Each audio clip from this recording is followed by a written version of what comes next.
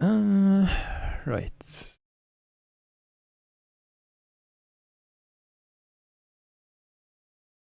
I'll just be making some random noise while I finish doing my last little bits of setup. So if anybody does join, please do let me know. If you can hear me, that'd be really, really helpful. Josh, good to see you, brother. Hope you're having a good day. Well, evening at this point.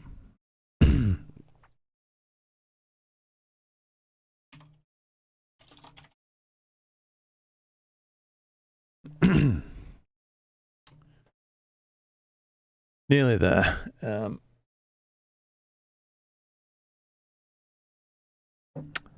Just to ask, I don't know if you can type, Josh, can you hear me?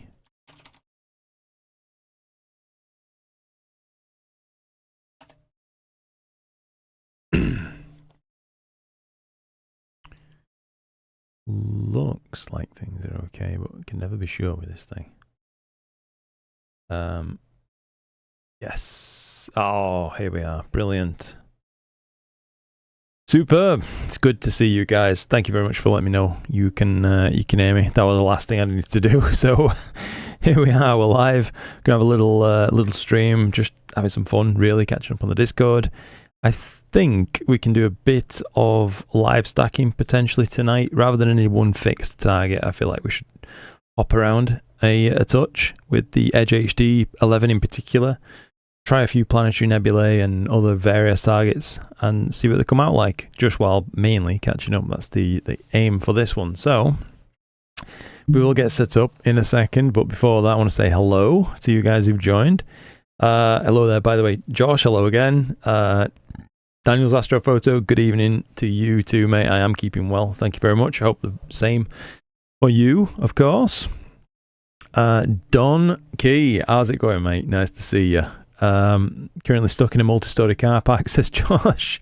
But I did have some great ramen earlier, so life is Gucci. That's you got to take the bad with the good, don't you, I suppose, at that point. Matthew Hughes, thank you for letting me know. Matthew, appreciate that. And Josh and Daniel and Jason, good to see you again, by the way, Jason. Paul, Astrophotography the right way. How you doing? I'm doing well, mate. Thank you. It's really, really good to see you. Hope you're keeping well. Les Houghton, evening to you too, sir. And Astro Moz, hear you and see you. Good. Thank you, mate. Brilliant. Well, at the end of the last stream, I tried to fix Pete's cam. We had issues with it, well, for a while now, to be honest. But I've just managed to get it sorted this time around. So we do have back ready to go. Pete's camera right there. You can see we've got a live enough feed. It's 2 minutes behind, sadly, for some strange reason, but it always did this. But yeah, we have that back now. Most of all, of course, we are ready to go. For the kind of stuff I was talking about, we're going to be taking a look at the Discord as well. So let me just fire up a Discord invite link for anybody who wants to join. Get that sorted out now as well. Mike, nice to see you, Mike. Hope you're keeping well, buddy. Cool, mate. My rig is running. Nice one. What are you on tonight then? Astrophotography the right way. I love that name. Yeah, what's your target of choice, mate, if you don't mind me asking? Let's get just this invite set up if we can real quick. Invite people. Edit the link. Super duper. Right. Should be okay. Let's fire this off into the abyss. Always something to tweak in this hobby, yeah. That's for darn sure, Mike. Just shooting Oxygen 3 on the Bubble Nebula 2 tonight. It says Icaros. Nice. Okay. And Paul's also shooting the Bubble Nebula. That's cool. Did you finish Dumbbell image, Luke? I haven't. I actually haven't processed that all the way through yet, Jason. I'm trying to remember if I've actually stacked it up, mate. Just give me 1 sec. So M27 Well, I'm not seeing it in there. Maybe I dropped it in here. So no, this is the one from the first time around. So I got to the point where I did 1 hour. I don't know if you saw that one. Excuse me for coughing down the microphone. But yeah, I got to the point where I did 1 hour on it, and that came out like, if you'll bear with me a second. Why can't I ever find anything on this? I really need to go through and just filter stuff out a little bit. I did do this, by the way, not the dumbbell you're looking for, but these are not the droids you're looking for. But this one, the little dumbbell nebula, and that's how this came out. So someone during the last stream, actually, when I was asking for target suggestions, they suggested, well, I'll go after the little dumbbell M76, and I thought, that'd be a good one to go after. So the other night, I didn't go live because I was cloud dodging at the time. I didn't think it was good enough to bother trying to risk a stream and you know, potentially having to break off early and things like that. But I did manage to get 3 hours of usable subs, and that came up like this. I'm really impressed with it, I have to say. I mean, the resolution in this shot is some of the best I've ever managed, I think. Right down to that double core star there, you can see the difference in colour between them, the bluer top element and the redder bottom one, and the massive gap between them. Quite difficult to split those cleanly, I would say. Even the image on Wikipedia hasn't split them that good from the Liverpool telescope, would you believe it? Don't know how the heck that one works, but yeah, not a bad shot, got to be honest with you, I don't think. But the actual dumbbell nebula shot, where on earth has it gone? It's definitely about, mate, because I showed it during the last stream. Here we are, 1 hour. So that's what I got so far. I've yet to stack the rest of the data, so that's on the way, I reckon. But yeah, for you, Jason, that's that one right there. I can't remember if you saw it during the last stream, but the next iteration should be quite a bit better. I were also messing around with this. So the data I've been gathering on M31 with the SQA106, that came out like that, looking quite swish. Obviously the wrong framing, but I needed it to be at this framing for later targets. Oh, Lex, thank you so much for that, mate. That's incredibly kind of you. You're an absolute legend. I really appreciate the support, buddy. I do. Thank you so much for that. That's absolutely awesome. 3 cheers for Lex. No BlurXTerminator. Oh, there's definitely BlurXTerminator on every image I ever process now, mate. I use BlurXTerminator, NoiseXTerminator, usually StarXTerminator too, but this is no different, by the way. This M31 shot, tons and tons and tons of detail from that SQA106. And yeah, just desperately pleased with it.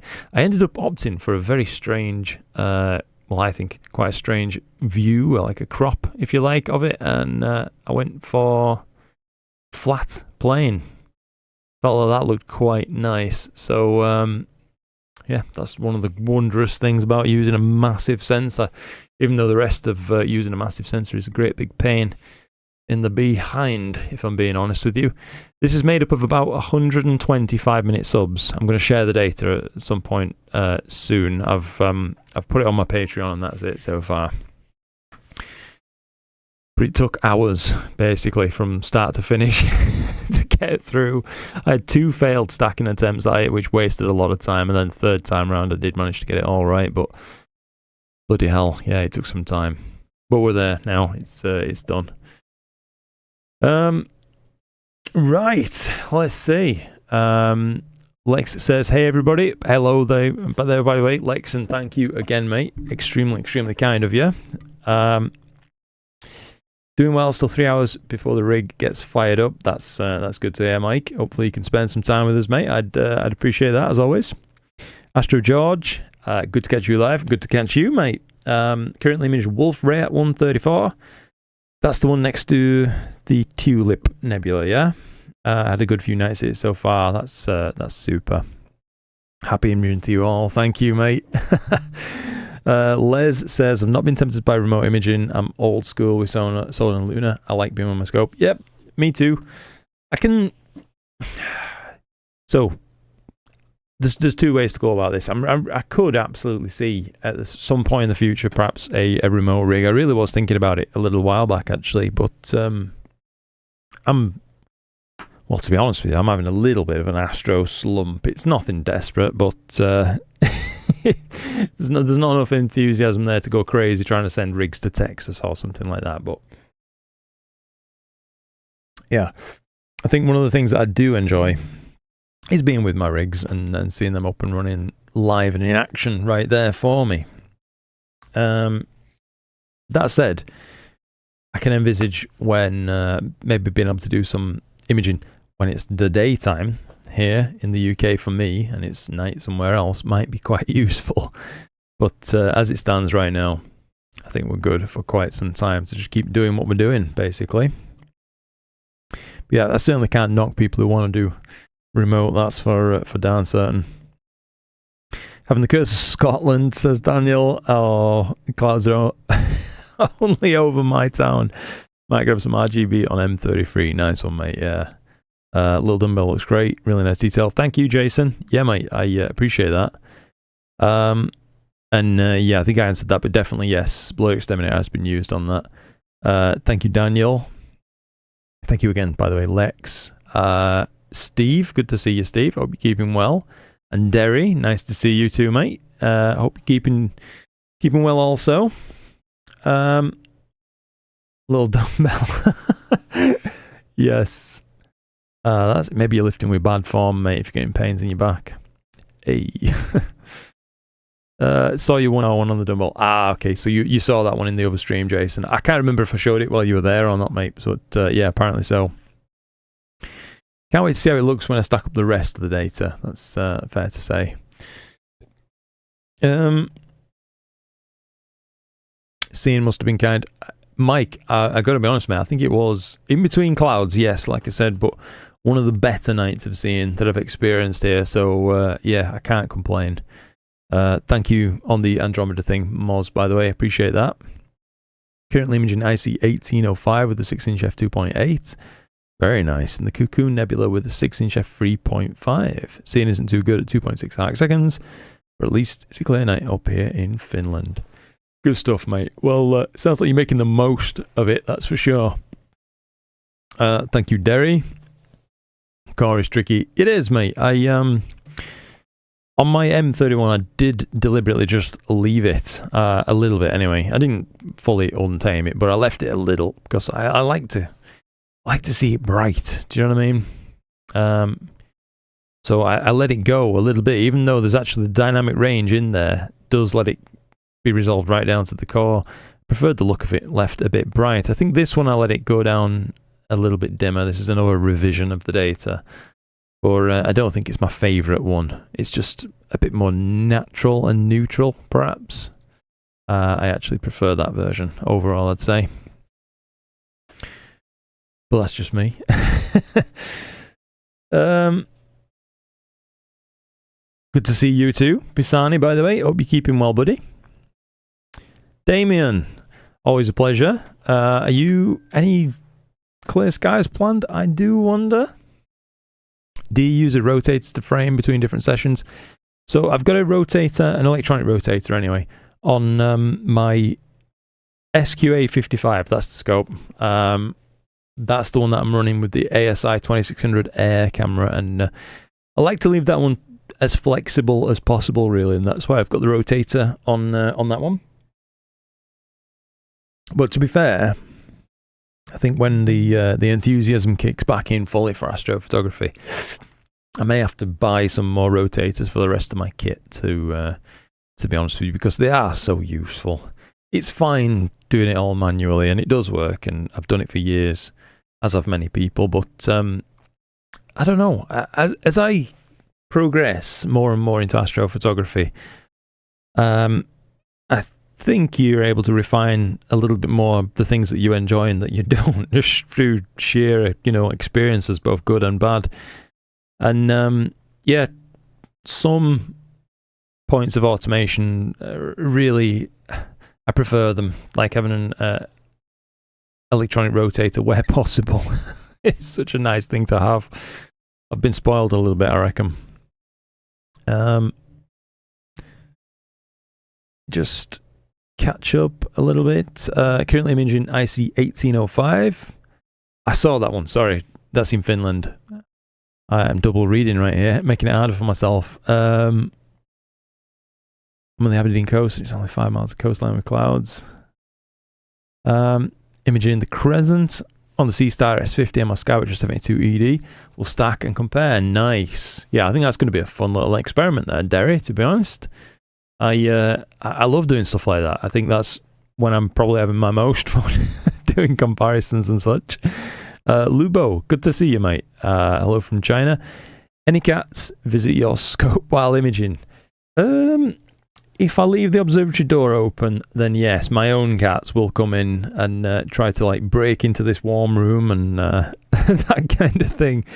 But no, most of the time I just leave that door shut and they steer clear. But yeah, neighbourhood cats certainly do come in the yard, but I've not had any problems with them trying to break into the observatory or anything while I'm using my gear. Madge Mitchu, hello, how's it going, mate? Nice to see you. I think it might be the first time I've seen you in a live stream. If so, thank you for joining in. Good to see you, Andrew. Steve says, did you watch the American football game today? I have not, Steve, to be honest. I've not. Well, I've been messing around with my coffee machine today. I've had a pretty just chilled out day. I made a chicken curry. And then I've baked some baguettes as well and played a lot of peekaboo with my son. So there's been that kind of thing going on. But no, I'll tell you what we did watch. I don't know if any of you guys have seen it out there. Like it or not, Downton Abbey. I've been rewatching that. I used to really enjoy that show and I'm enjoying it more now, I'd say. Good fun. Isla White Taekwondo says, hello there. Thanks for all your feedback on my £5 Andromeda product. On your last stream, no problem, dude. I remember it well, actually. I've tweaked the settings on the gradient merge mosaic, and it's a lot better now. Cheers. Awesome. Really glad to hear that, mate. I love it when the feedback is taken in the spirit that it's offered, and it helps in that regard. That's wonderful to hear. Nice clear night in the UK. Luminous too. It is. That's true. On that note, before I fully catch up, which I will, I'll try to leave nothing missed. I do want to kick off some live stacking if we can. So perhaps I want to do a little bit of that exploratory probing around, and once we've settled perhaps on a few targets or something like that, we can either just go check the Discord out while it does a big live stack or whatever, really. We're going off half-cocked, really. There's no major plan, but there's nothing wrong with that. Especially not for just a good old pleasure session, if you will. So let's connect up. Unpark. And I did try to do a quick stack on Saturn with the gear as it is, by the way, and it was challenging, to say the least, but we got there. 5-second subs, 450 gain, 50 offset. That'll do us for now. Just setting up my my main settings if I can. Let's get the cooler down a touch. Want the window heater turned on. Right.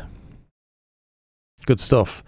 The first things first, we want to get ourselves in focus. As you can see, stars in the field of view there are, well, not that visible. I think it's fair to say. Let's apply an auto display stretch so we can see what's going on. You can see little donuts. Let's go ahead and try to get ourselves in focus. Now, where is my focuser? I'm just trying to talk you through what I'm doing as I do it. Telescope hardware controls. I've just updated sharp cap and it seems to have reset some stuff rather frustratingly. We'll try a large positive move and see where that gets us. If any closer, that'd be ideal. Greetings from Geneva, just back from Oxford. Good to hear that, Klaus. Nice to see you in a live stream, by the way, mate. Yeah, I certainly enjoy seeing all your images that you post on the Discord for us too. So thank you for that, Klaus. it's always a good time. That's definitely close to focus. We should be on the right path now in order to be able to plate solve, basically. That's what I'm looking for anyway. Let's see, that's worse now, so we probably overshot. We need to go negative a bit. All I'm trying to do at this point is just zero in.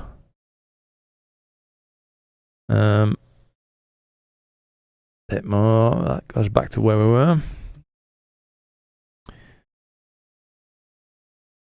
Is that Aurora live or captured before? Which Aurora is that, Lubo?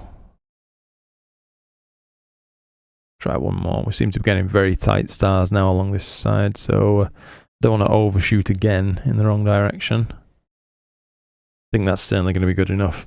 We'll trigger an autofocus next, basically, at this point and get things sorted. But for now, reset that tool and we'll go from here. So, I think let's pick a target together. Let me just open up Stellarium while I've got you. Get OBS back open too. Right. So, south, the Saturn Nebula, we did take a look at this on the last live stream. If you remember, we zoomed in on that thing. Did quite look like Saturn. I think something a little higher though will be a bit less stress for us, if at all possible. I've shot the dumbbell, so I've already done that. Let's go for something obvious. Walk before we can run. And say, how about the Fetus Nebula? NGC 7008. That'll do us for now. So, oops. Go to image. That's not the one, old boy. Go to catalog target. Oops. NGC 7008. Interestingly enough, you can't find that. Fetus Nebula. How odd is that? Why can't we find the fetus? Oh, I'm not going to worry about it too much. I promise I'll catch up with chat in just a second. I'm just in the throes of wrestling with Sharp Cap at the minute. While we figure out what we can actually shoot. What we got over here? The cat's eye. That might be nice for a little bit of broadband look imaging. 6543. I'm sure this should be able to be found by its designation in terms of name rather than just catalogue as well. So, oops. Or it would if I could type. That's for certain. Cat's eye. 6543. That's the one. Try to go to. In the meantime, I'll catch up a little bit as well.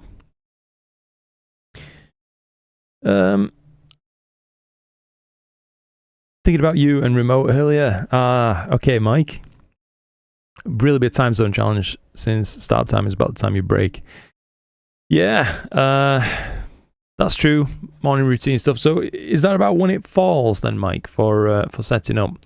Obviously somewhere where I could image like during the day or whatever would be absolutely awesome. But if not, it's also no massive problem, is it? But yeah, I see what you're saying.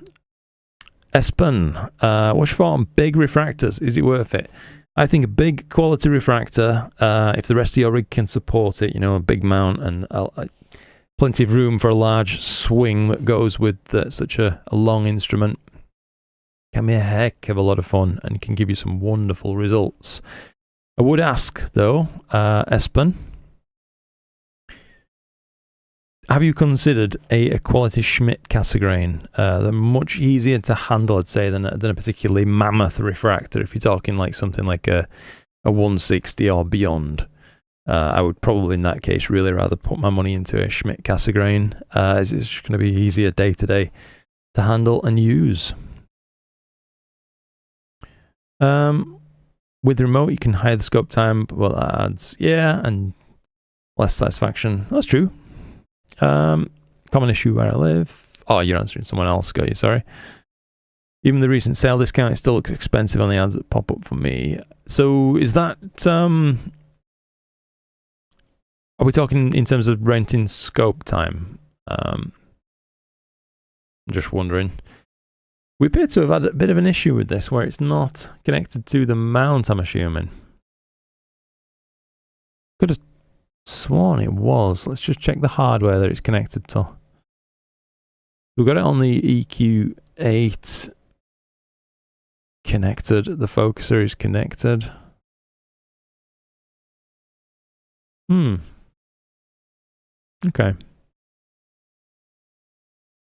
Something seems wrong with screen visibility as well. Usually I do have it set to auto stretch, but it doesn't look quite as dramatic as what we're seeing right there, that's for sure. I'll try once more anyway. Failing this, I can always open up Nina, go to a target that way, and then just switch to sharp gap, and that'll be a bit less stress. Overall, I would have thought. At least that's the plan. Right. Could not connect to PhD2. Got ya. So that's the problem that we encountered. I just missed it while I was reading chat. Sadly. So let's connect to PhD then. Solve that little problem.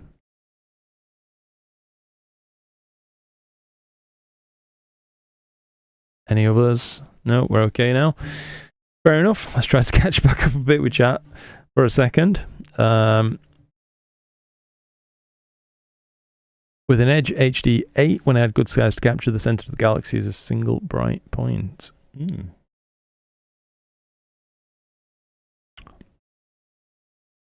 Always goes clearer than 5 minutes later. Snow shower or whatever. Yeah. Alan Kennedy, good to see you, Alan. Hi from Ferry Hill, County Durham. Need an observatory. Clouds all over what I'm setting up most nights. I've been there, mate. Yeah, absolutely. I know what that feels like. Keeps you busy, though. That's for sure. Don't know whether that's a good or a bad thing. Why not DIY some stuff? Were you talking in reference to rotators there at that point or something? I do have a rotator, of course, on most of my scopes. It's just they're all manual ones, and I don't really want to try to make... Well, I just haven't got the time really to invest into DIYing rotators and such, I would have said. I'd rather just part with some money and get a quality product if I can. But that's just me. We need to run an autofocus. So let's do just that. I'm trying to remember where the heck the autofocus option is on SharpCap now. Automatic refocus, here we are. It's been a while since I've really tried to use this program in earnest for some live stacking. But we will see what we come up with. In the meantime, catch up with chat. I've got 4 hours of LRGB, says AstroMoz on Andromeda. I need more. Many targets, small times. Yeah, that's always the case, isn't it, mate? Electronic rotator is next on my list. It's a necessity to get the same field of view when you don't have a permanent setup. Yes, 100% agreed. Really is helpful. Snow showers still hitting 90 Fahrenheit here, and that's a cold front. That is some warm weather, Mike, on average, I guess, that you get. Going into work tonight for a week on night shift, so this week is screwed. Oh, okay, Damien, so no Astro this week, eh? We have about 9 months of long service leave stacked up, so I want to take a month off. Guessing on the weather, though. Well, we can pretty much guarantee if your luck is like ours, you're going to take that month off, and it's going to just be cloudy every night. I hope it's not, but you know how it is. Genevieve, isn't it? Transcending the Cosmos. Good morning. Today is my birthday. Happy birthday to you. Hope you're having a good day. Love down, Abby. Yes. My brother, you're here. Downton's very good. Another one. Have you seen the new film? I haven't, mate. No. My mum went to see it. She said she enjoyed it, but it had been so long since we last saw Downton Abbey that it wasn't fresh in her head, to be honest, what really happened. So we're working his way through it now anyway.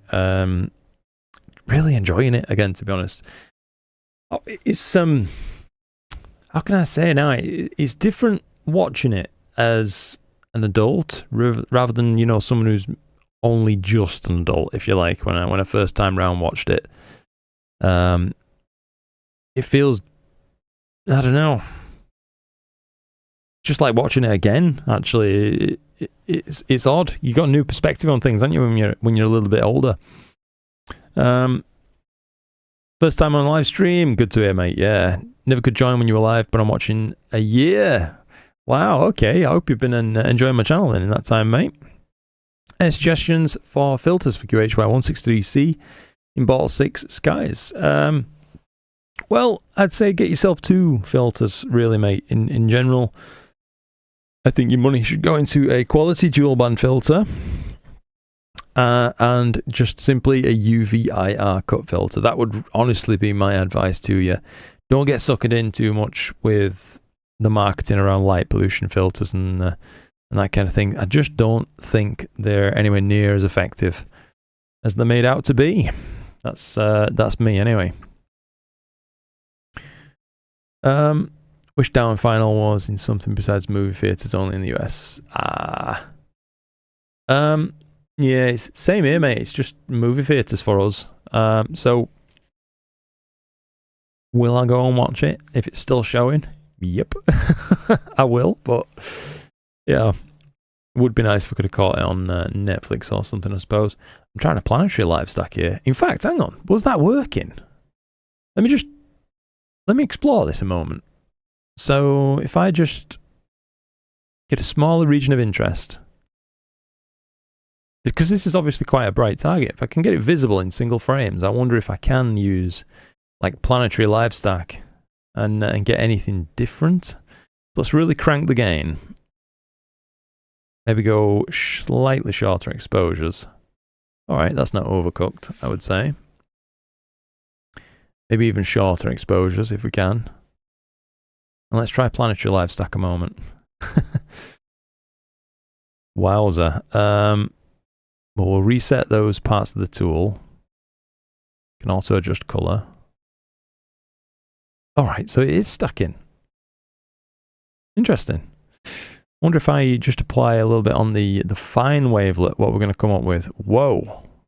That gets a bit strong. Well, it's not what it's intended for, but that's certainly very detailed for just... what, a second or two? I mean, well, 30 seconds or so of integration time. I will admit, I don't think we've stumbled upon something particularly new here, but nevertheless, a bit of fun. That's quite cool. Anyway, only what we really intended to do. So some normal live stacking fun. I think that could be on the cards for sure. Let's try 1 second exposures, 500 gain. I think that's plenty, really. And we'll do a normal live stack, and as long as my PC can, my mini PC rather, can stack these up effectively without dropping frames, which it appears it can. Stacking time's only 280 milliseconds, so we've got some headroom there. I think that's a good sign. Let's go for zoomed histogram view. Maybe logarithmic would be a bit easier to see, and it is. Let's apply a small stretch for ourselves, but perhaps not that much, old boy. Hey, you know what? I like it. It's getting there. We need some more frequent dithers going on, though. I don't know if you can make this out, but right away you can see pattern noise going up and down, so we're going to certainly need some more movement on this thing, or we get way above the bias floor by increasing our exposure length a little bit and just taking an easier shot at it that way. Do like that detail though, I've got to say. I think it's looking rather swish already. We'll play with it like this for a while anyway and just see what comes up. Lots to see. That is quite cool, you know. I wonder if we're going to apply a bit of unsharp masking. Ooh, don't go too far. Very nifty though. You can see that structure really well now. Okay. Let's catch up with chat anyway for a sec. Ahoy, says Julian. Ahoy, good sir. Hope everyone's doing well. Yeah, doing all right here, mate. Hope the same for you. Thanks for the constructive critique. No problem at all, Klaus. It's my pleasure. And like I say, genuinely, thank you for keeping putting your work out there. And that goes to everybody who does that kind of thing. You know, putting your work on the Discord is just such a wonderful learning opportunity for anybody who tunes into these live streams. I think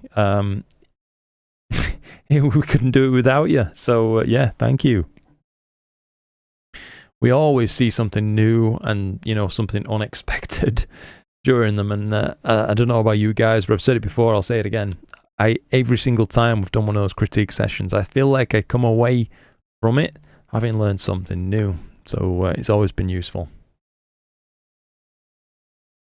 At the moment, I'm shooting M33, says Andrew. Okay. However, it's lower than I would like, slightly over its light dome. Is it worth using filters such as the L Pro, or just use the built-in UV IR cut with the 2600 MC Pro? UV IR cut, to be honest, mate. Yeah, just stick with it. Honestly, the L Pro, I'm not mad about it. I've owned one in the past, and I found it made my images worse. What's this coming in? Oh, crikey. Derry, oh, mate. You're so kind, mate. You really, really are so kind. Thank you very much indeed for giving your support, Derry. I massively appreciate that. Massively appreciate it, mate. You're a superstar. I will try to just catch up a little bit. Thank you again, Derry. Where were we? Star Walking Wilfredo's Astrophotography. Hello, everyone. Hello there, Wilfredo. I didn't mean to sound like Obi-Wan Kenobi then. That was accidental. Hey, man, how are you? Not doing bad, mate. Hope the same for you. Hope you're keeping well. Kieran, nice to see you. Good evening to you too. Lovely crisp clear skies here in Bedford. I hope you have the same. It doesn't look too bad. Gotta be honest with you, Kieran. Doesn't look too bad. So, how frequently do I have this thing dithering? Every 60 seconds. I feel like that's perhaps too much, you know, if we're going to do these 1 second exposures. We're almost certainly going to be bouncing into the read noise problems at that. I can still see some banding creeping in right now. I think my settings are a little bit off. I reckon the starting point was just a touch too bright. So I figure we will clear this off and restart a fresh one after having changed the settings very, very slightly. So then we'll come down very slightly on gain. I think we're still around about the lowest read noise point on this camera by 400 or so, much above that, and I think you start going into digital gain, which is not much use to us. This should give us a touch more headroom. It certainly looks good to my eye. Yeah, I'll tell you what, we'll try live stacking some of those and see how that looks instead. We've got that filtering on the go. Can be a little bit more discriminatory with that filtering, I reckon. Alright, let's balance the colours up. Give it a little incy-wincy spider stretch.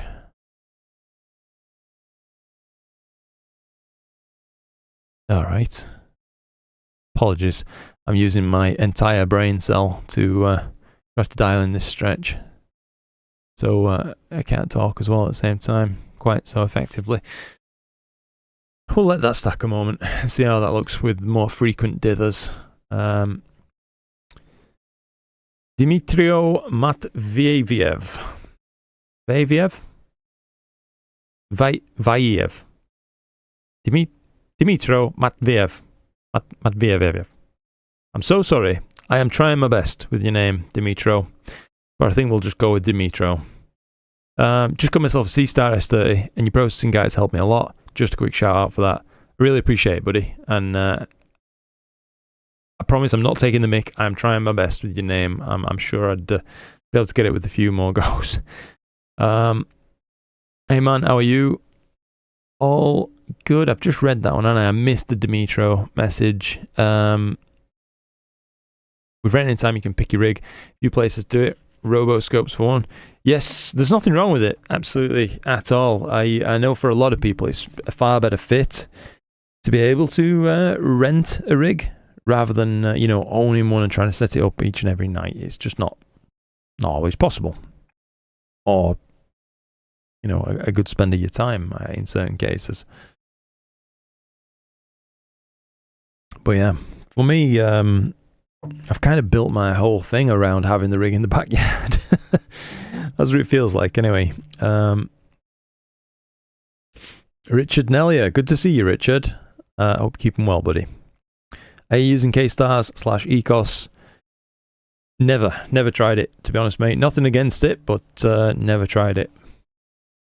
Biggest challenge on the rotators, on a big number of scopes with the 55mm is back focus, especially the filter wheel too. So, given that most of your scopes, I imagine, are probably 55mm back focus,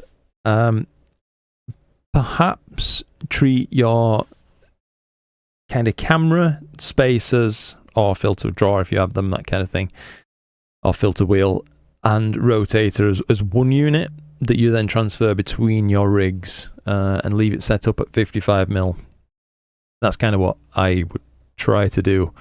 So if I want to change over from my SQA 55 using the 2600 Air rig, for example, it's all currently set up for 55, even though that scope doesn't need a specific back focus, of course, being a Petzval.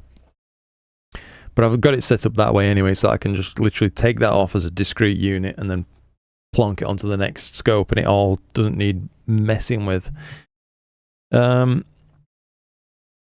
Maybe that's not what you meant, but hopefully that is some use. Cat's eye is my dream, but focal length 800 is so small for it. Schmidt gas grain is... Oh, shadow cap is so dark, how can I shoot it? Good question. If you try with 800mm of focal length and a reasonably small pixel camera, you might be surprised by what you can actually see. I don't feel like you should be put off, really, by that kind of focal length. It's still long enough to get some wonderful shots. The deconvolution radius looks a bit wonky now, doesn't it? I'm going to have to back that right off. I will say this is lovely detail. I think we're experiencing some decent seeing tonight. At least that's what I'm feeling. Maybe I'm just being tricked by sharp cap, but it looks good. 200% zoom. All right. We'll go for another target shortly anyway. See what's what. Saturn. We could maybe line up on Saturn. Lubo. Let me just show you, mate. I did take a quick shot of Saturn at the end of that last cloud dodging session that I was talking about at the start of the stream. So desktop. Where was it? Yes, here we are. This was a snapshot. 1960mm focal length, of course. Just set up as we are right now, and that's what I got from Saturn. A little bit of processing artifacts crept in. This was from the Planetary Live stack, and you can see there's a bit of a nip around the edges of those rings right there, which indicates that I went too far with some of the wavelets and it started compressing into them. So it's certainly not a great shot by any means. But that was Saturn from just a couple of days ago. Not a problem if you don't use an OAG, but a separate guide scope or a geo camera. That's true also. I guess that folds into what I was just saying there, actually. Without really putting it in there, yeah, you're quite right. That's one of the reasons I can do that, is because it is all in one. Anyone know a good target with a 660mm focal length telescope? What size of camera do you have, Splashy? What's like what model is it? A 585 or a 2600 or something like that? Then we can go from there. It's very nice. Evening, Kieran. Says Mike. Always spend imaging nights sat on my bench next to my scopes, enjoying the night sky. That's awesome to hear that, mate. Last time out, kept getting massive spiders crawling across the laptop and me.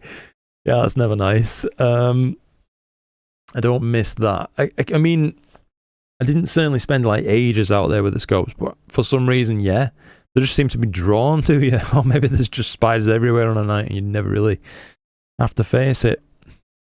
Which mini PC are you using, Luke? It's a B-Link U59. I think that's the model.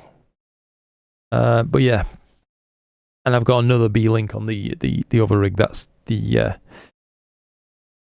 oh god, it's got an Intel N5100 or something like that in it. Nothing extreme, that's for sure, mate, but it's not bad all the same. Just moved to a Bortle Class 4 Sky. Oof, good on you, mate. Enjoy it. Enjoy it. Stan, good to see you. Evening to you. It's like a green M51. It is a bit of actually of an odd colour. I wonder if we can balance it up very slightly more. I'm not going to worry myself with it, actually. It'll be what it'll be. Looks quite funky. Before we move away from this, let's just take a reference. So this is what it's looking like. 300% zoom using 1 second exposures. Pretty nifty. I wonder what it will look like. I'll turn off enhancements, actually. So this is what it looks like with 1 second exposures. No enhancements applied. We'll save that. Now let's try a different stack with slightly longer subs. Well, actually much longer subs. Let's really differentiate the two and see what happens. And a bit less gain overall. So let's see what we see. Really quite steady seeing, you know. These are 5-second subs. And you can still see that helix structure even on individual exposures. That's interesting. I'll go ahead and reset this. Let the first sub come in and we can go from there. We need to obviously re-stretch as well.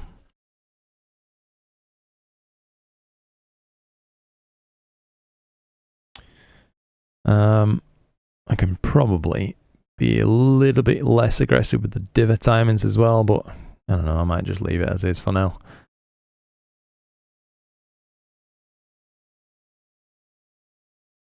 Okay, let's see what we start to get from this.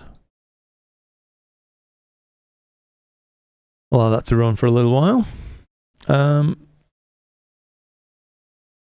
Has anyone heard from Glenn lately? Think, was it his birthday just very recently? He might be away or something celebrating that, mate. I don't know. I think he's around and about and okay. If that's what you're worried about, dude. Do you have back focus on your planetary setup? So basically, for my planetary setup, I just treat it like I'm using a normal astrophotography camera on the Edge HD. So I'll maintain that same back focus of 55mm from the rear trunk of the threads section. You know, like those extenders that you put on the Edge HD telescopes, or most Schmidt Cassegrains, as it happens. I wonder if I can try to actually show you what I'm talking about. I probably need to move away from SharpCap a moment. I will try to show you in a sec, once we've taken a little look at how this stacks. So we've lost some degree of sharpness, haven't we, with the longer subs, but I don't know how I feel about it.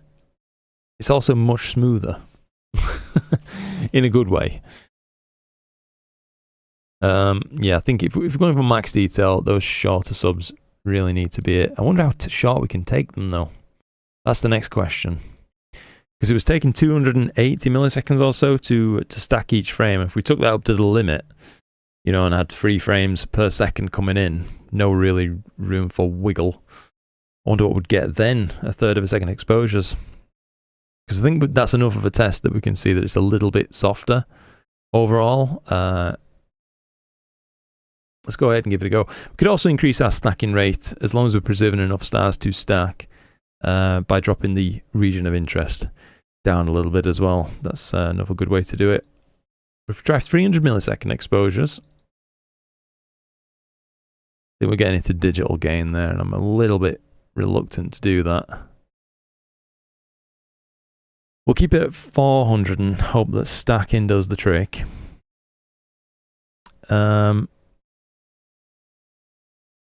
Perhaps, will we have enough stars to stack on? So we've got a couple. Maybe we will have to pump up the game very slightly. Sadly, I think that is the case. Let's try it anyway. Live stack. We'll clear this off.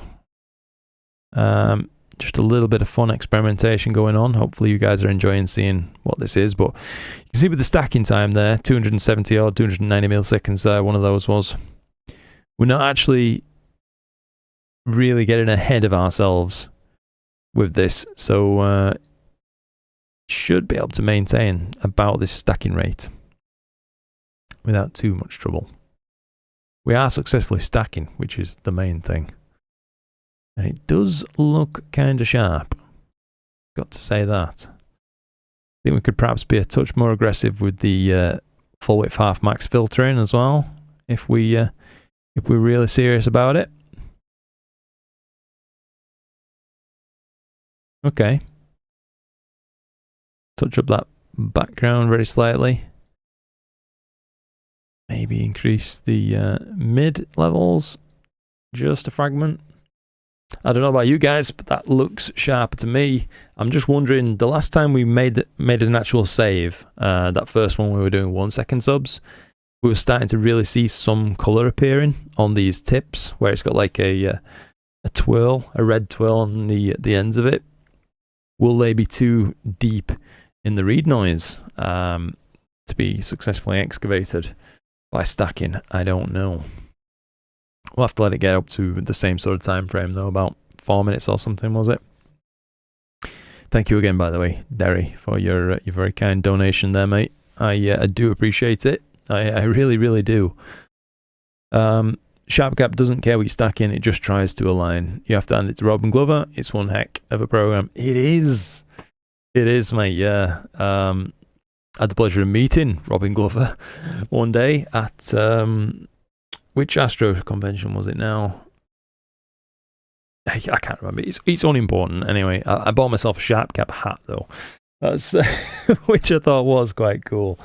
Could have sworn I've got it in here somewhere, but yeah. I've got a SharpCap hat. When I asked him about them, actually, he had them set up on a little like pay table thing, and I'm saying how much are the hats, and he's like, they're not actually for sale, but if you want one. I did end up buying one.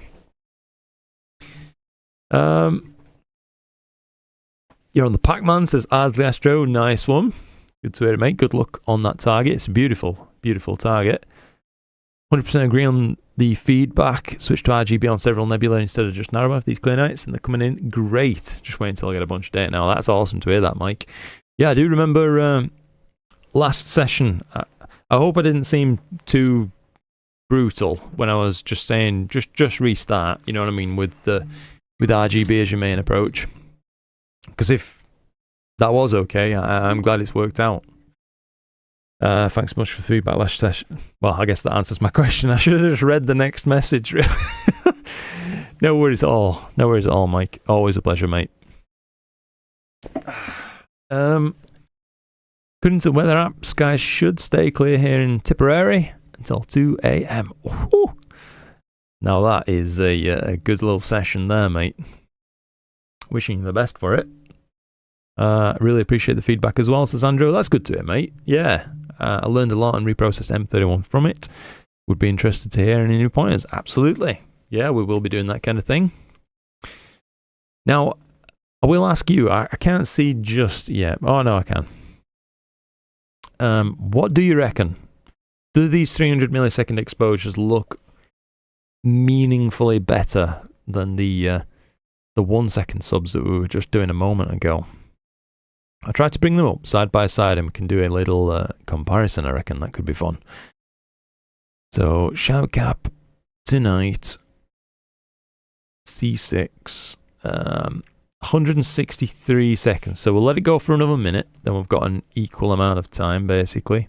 We want the one that didn't have any convolution applied. We need to turn off that auto stretch as well, so we can see what the heck we're looking at. Alright. About there should be okay for this thing. Alright, so those are the 1 second subs. Here on Sharp Cap we have the shorter ones, 0.3.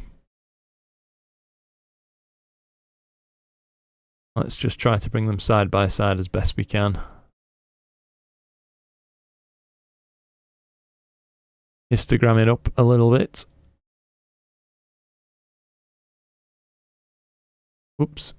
Try to make these black points just about match. That's close enough for me. What do you reckon? I'm not seeing that much difference between them, to be honest with you. And the 1 second subs maybe gave us a bit more headroom, which could be useful. Try to increase the stretch a touch as well, make them match better visually. I think there's next to nothing in it, you know. Maybe this is this is a very unscientific way to do things. I'm fully aware of that, but the good thing is, I reckon we are above the read noise floor, because those red tinted bits that I talked about right there, they're actually present now. We can see that in the live stack of 0.3 second subs, can't we? So we're not held back by read noise, even on very short exposures that look like this individually. The reason I'm wondering about this anyway is this year, as soon as I'm able, really, I would love to make a good effort, my best ever capture of the Crab Nebula. I've always loved that thing. I've always wanted to make a high quality capture of it, and I tried a few years back with the 300 PDS and a planetary camera with some live stacking procedures, and I also made a video of that. It was one of the earlier Player One cameras I was using at the time. I think we're going to be able to definitely beat that now, no questions asked. So some exploratory testing is what's been needed, and I think that's been a good start right there. So I'm happy with not 1 millisecond exposures, that's for sure. 1000 millisecond exposures. I'm happy with those, and we can try other targets now if you would like. Let's move on and pick some stuff. I'll just catch up with chat as well in a moment. Sorry if this seems like I'm all over tonight, guys. I am. On LDN 1235 the dark sharp for the second night. That's good to hear, mate. 121 subs in 5-minute subs each. Whew. Any thoughts on 3i Atlas?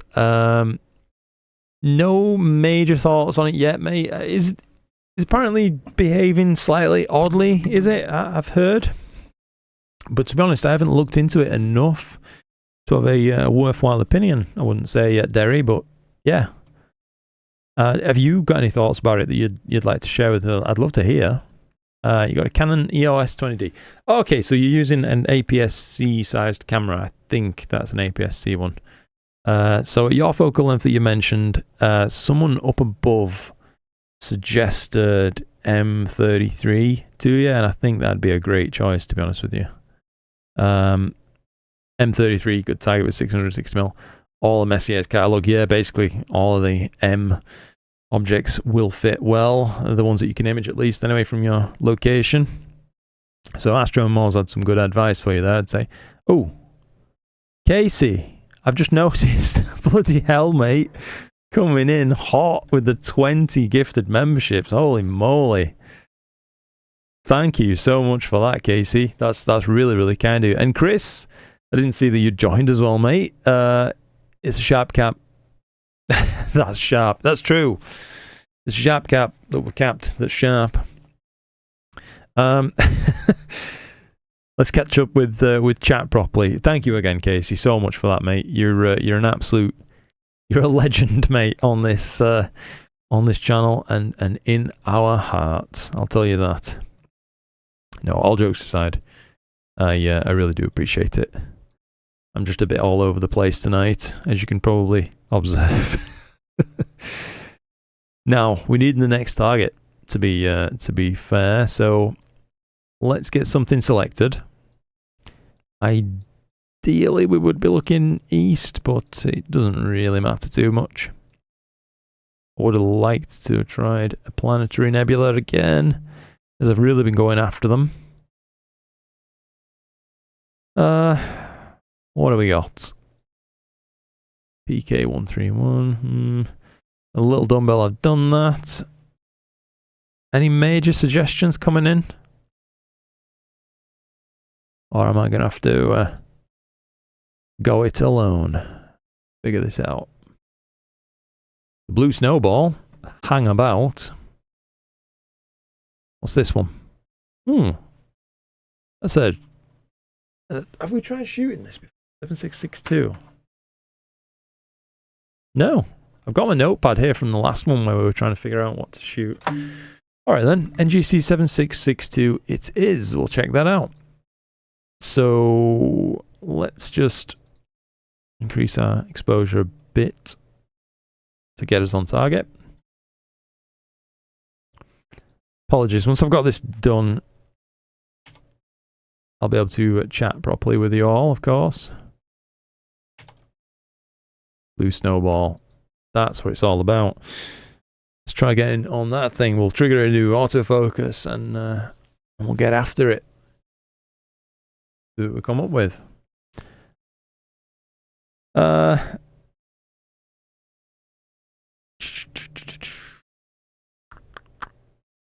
are we? Oops, I've covered up part of chat with the Stellarium there. Sorry about that. Where are we? Ah, okay, Richard. Just wondering if my melee quite a 4C can do live stacks. 100% it can. Yeah, absolutely, mate. As Kieran's saying, should be able to... Yep. Pixel pitch is 6.42 microns. He's laying splashy no there. That's handy. ASIA can live stack, so your N100 base. That's the one. An N100. That's in my over B link. Why have we failed?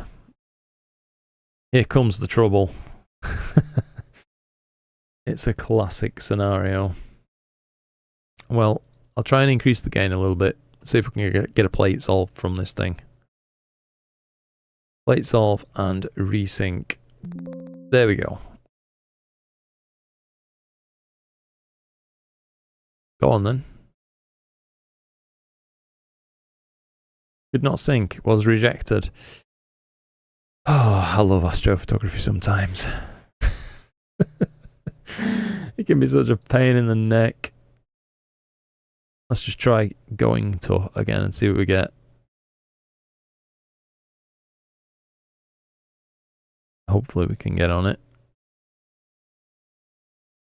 I'm not seeing it. Anyhow, I'll worry about that in a moment.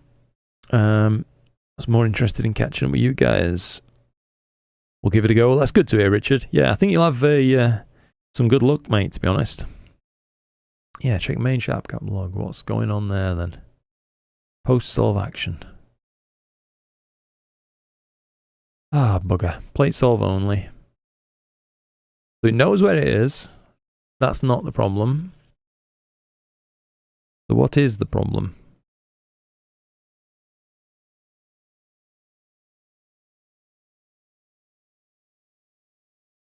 Wait for mount to settle.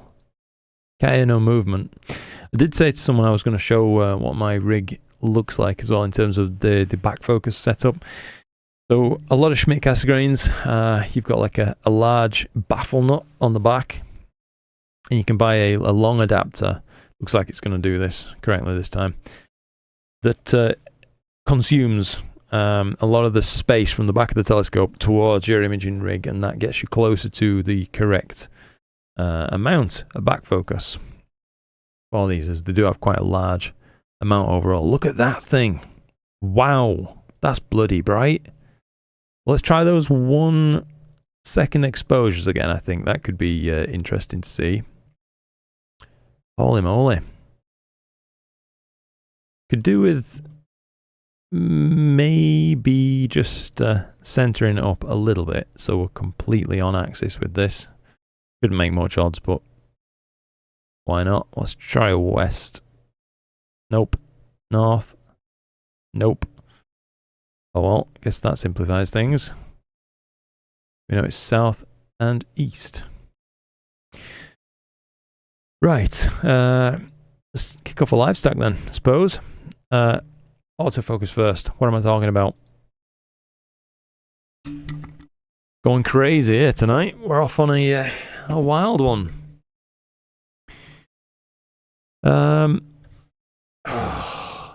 Chair's killing me tonight. Good scene tonight. Mono on the Wizard and some planetary nebulas near the Heart Neb. I know the one you're talking about. Yeah, with 72 ED and the 0.65 reducer. Cave and Fishhead nebulas dual narrowband with a 200 PDS and a wide field of the heart with the Samyang. So everything's pointed in that kind of roughly that kind of region, eh? That's awesome. Thank you again, by the way, Casey.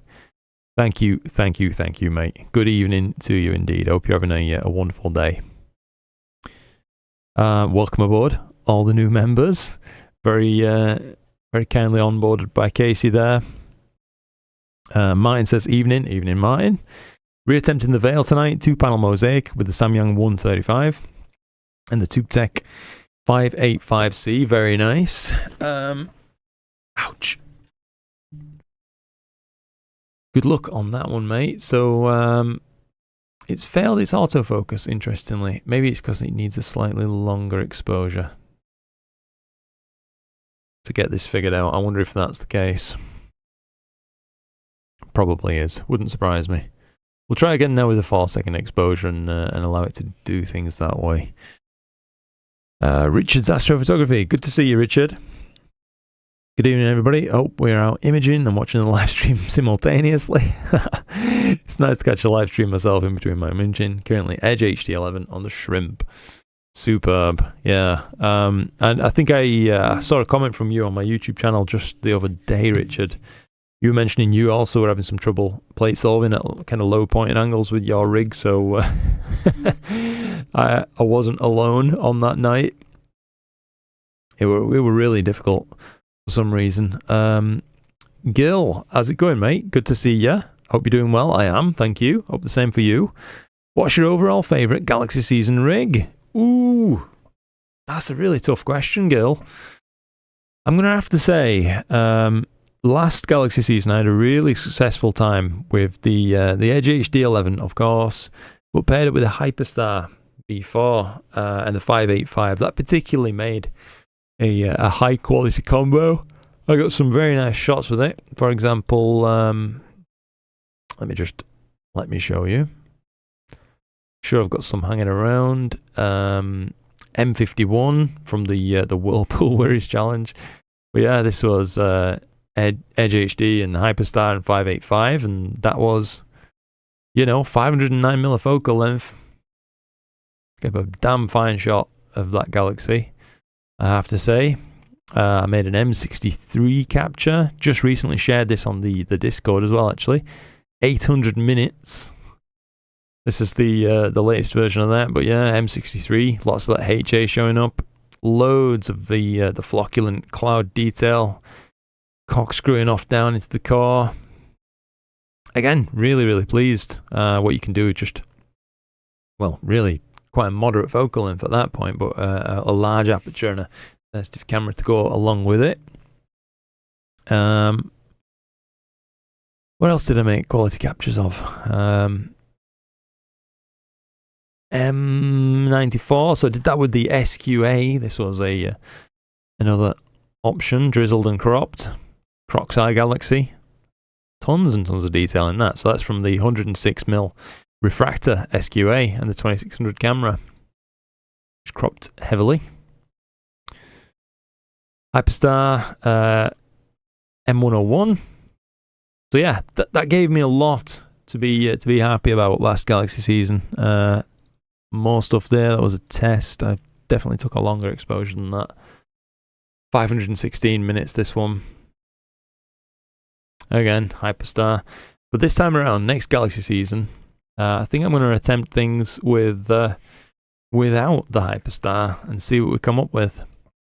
Because I did also do a little bit of kind of A/B testing, if you like, with my my rigs, and found that well, I could actually get better results still, even than what I was seeing there with without the Hyperstar lens, effectively. So it's got to be considered. Let's do 1 second exposures and try to live stack those, see what we come up with. Then I'll catch up with chat for a while. Let a couple come in. Are we guiding? We are not. We should be. And we are not successfully stacking. Oddly enough, now we are. Good stuff. Right, let's get this centered up and we can keep an eye on what it's doing.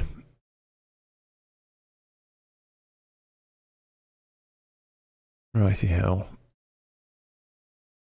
Well, that's detailed, I have to say. Even already, just 12 seconds in. Loads of shape.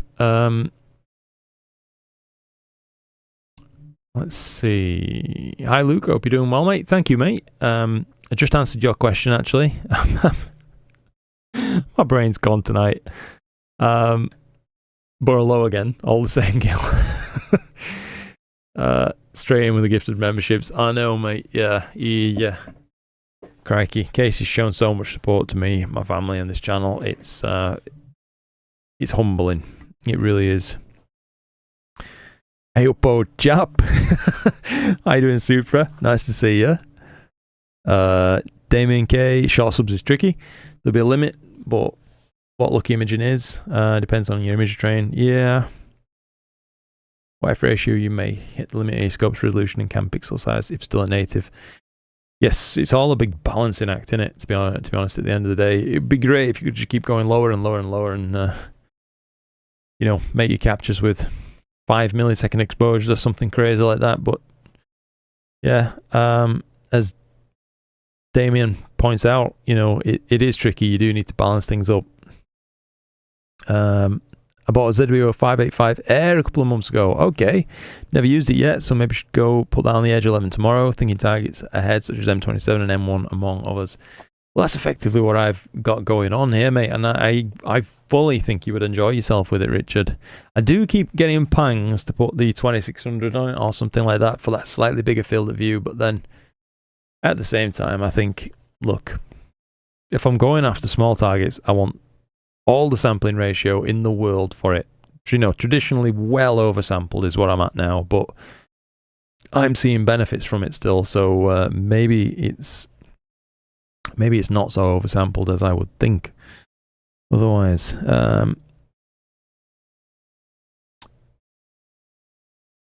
limits while using your DSO image train. Yes, like I showed, that starting image wasn't very good. My Edge HD11 can certainly do better than that. But that's what I've got right now, while the reducer's in place, if you like. Target selection, I've been doing the Fetus Nebula this week, which has been high and bright in HSO. Very nice. Yeah, I shot the Fetus a good while back. I've got the image. I've definitely got the image somewhere here. Here we are. This was with the 6200. This is a big crop of it, basically, about 118 1-minute subs in broadband. And I was quite pleased, to be honest. A lot of interesting colour showed up. And that's what I ended up with. Do I think I could now do better with the 585 attached? Probably. Yeah, I think I could actually do better than this now. So maybe that's another one we need to revisit. Because I think the framing would be more convincing as well at that point. I'm concerned for the rest of winter, after I've made my horsehead shot that I want to do, as soon as, you know, such as the horsehead and flame starts coming back around, I'm going to want to make captures of it. Do you know what I mean? But my field of view as it is, just to give you some indication, on the horsehead, it's about that.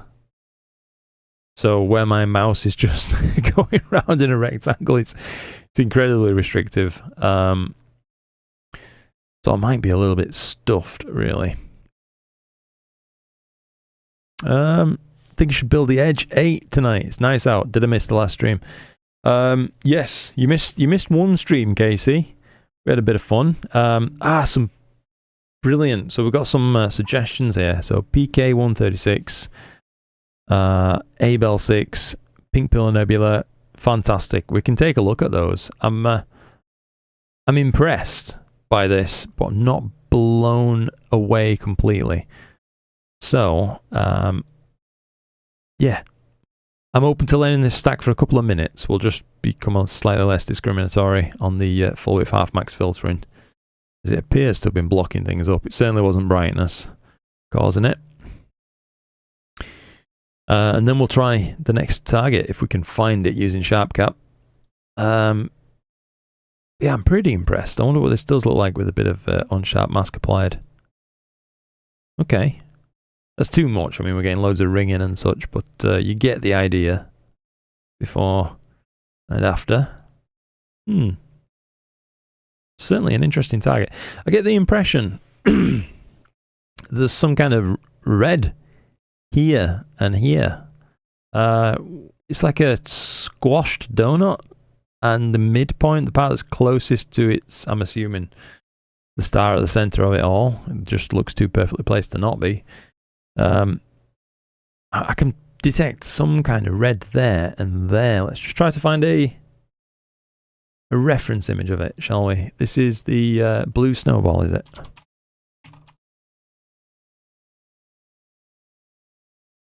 No, my eyes are tricking me. It's not there, even on NASA's imagery or whatnot. If we just drag this on screen a second for you. Yeah, the blue snowball. So while there are regions of it that have some, it's certainly not there. It's more just a shadow, perhaps, that I'm seeing. And there. That's interesting. Yeah, perhaps it's just a break in it that we're detecting. Because it definitely looks darker around that point, if you can make that out.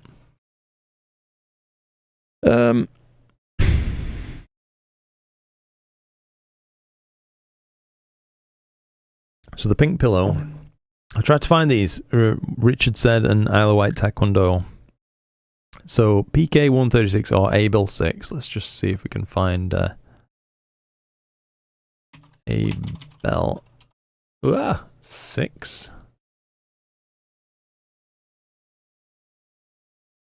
A cluster of galaxies, eh?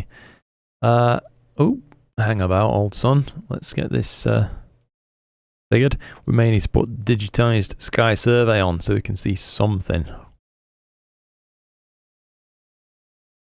That's weird. Nothing's showing up. What's all that about? We may have to Google it instead. Abel 6. So it's a planetary nebula. Not a cluster of galaxies as it's been denoted here. Interesting target. I'll tell you what, it looks like a challenging one, perhaps not well suited for live stacking though, I would say. This is more pitch black skies and RASers or something. Abel 13 looks cool, doesn't it? Look at that thing. What an interesting structure that is. Ron Breacher there, shot it. Ooh, is this visible? Hang about. Abel 13.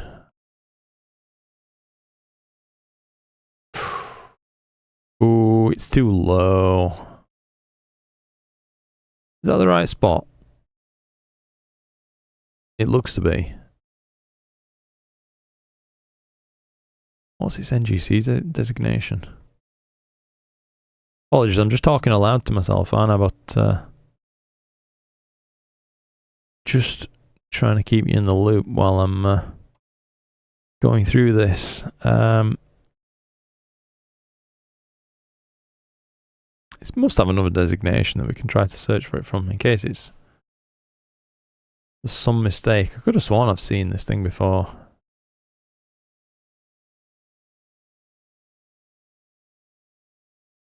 NGC. No new general catalogue designation. Huh. But it is in Orion, so that explains it being a bit low for us right now. Bugger. Oh well. Back on with the stream. What was the other suggestion? Oops, sorry guys. The pink pillow nebula. Pillow nebula. Ooh. I like the shape of that. NGC 7027. Could have sworn I've tried to line up on this before. 7027. Let's be having you. The Jewel Bug Nebula. Alright. Well, it looks just like a dot on there, doesn't it? But I definitely aren't giving up hope. Ooh, that does look nice. Where is it located for us? If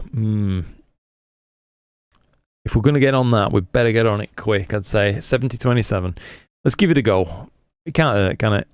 7027. I'm pretty impressed by this, though, I have to say. I think that looks darned nifty for just 4 minutes. Turn off live stacking. Let's go after this pink pillow.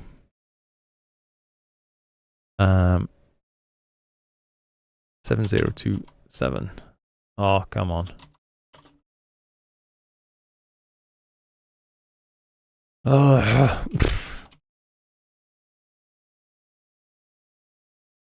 hello. Nope. Jewel bug. Nope. Okay. We may have to do things manually. Let me just, well, semi-manually anyway. As in, I'm going to hand it over to Nina and let that do it, not manually at all. If it can find it. Right, let's connect up the Uranus. Connect up the focuser. Connect up the mount. Connect up the guider. NGC 7027. That's found it. That's what we want. And it's still 60 degrees high above, actually. So, that could be good. Let's see. Anyway, we'll know more in a moment. Right. Slewing center. Let's go for it. It ain't moving, so I think we're alright. Let's try to... Yep, it's definitely moving now. Let's just try to catch up with chat a little bit anyway. PK136. There was that as well suggested. PK136 plus 0.4.1.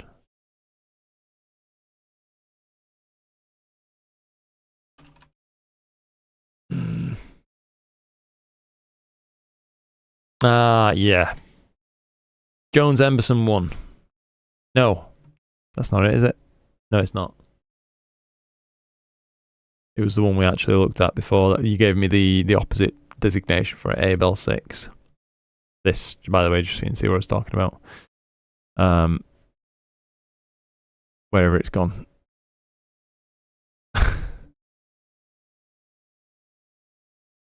No, that wasn't it. I'm talking nonsense, chaps. Just ignore me. That's good advice, generally speaking. But we are trying to go for the pink pillow. Once we've got on target, I'll trigger an autofocus from within Nina, as I think its autofocus algorithm currently is a little bit better than sharp caps, or at least my settings are dialed in better. Then we'll switch everything over to sharp cap and let it stack for a while. See what we come up with. Because this is definitely out of focus at this point. Right, we're on target. Good stuff. Cancel guiding, we don't need that for a moment. And start an AF. Yeah, but back to what you were saying, Casey. If you have the time, 100%, I think you should build the Edge HD 8, get it commissioned and get used to using it, and see if there's any bugs that need ironing out before you really, really want to start using it in earnest. Do you know what I mean? That would seem to be the wisest thing to do.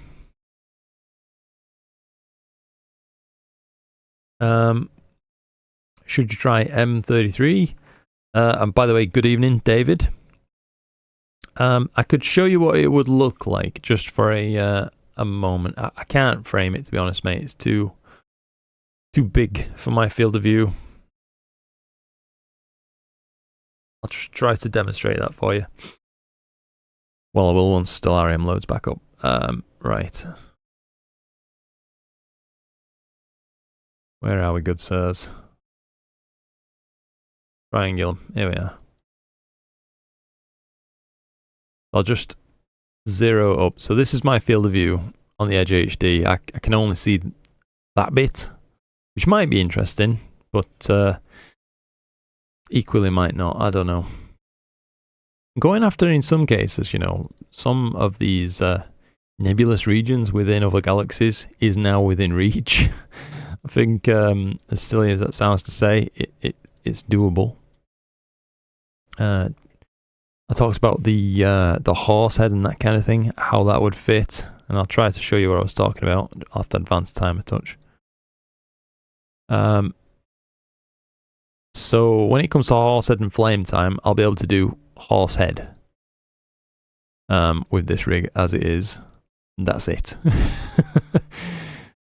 Maybe this, maybe part of the flame.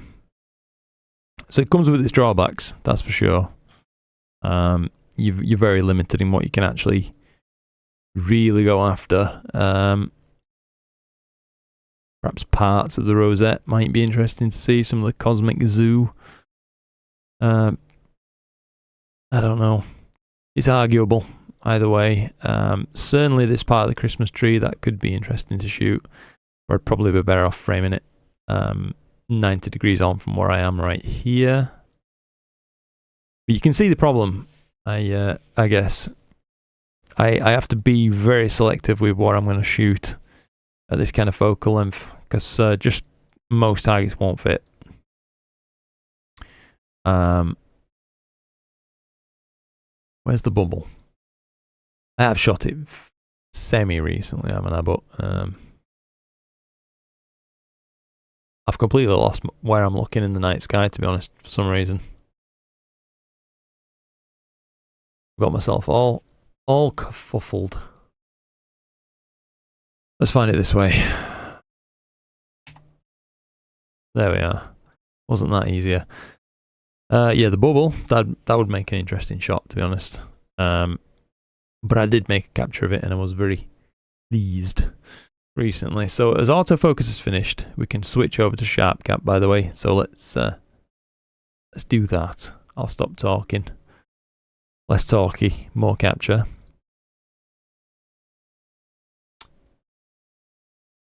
Oh, it's already open.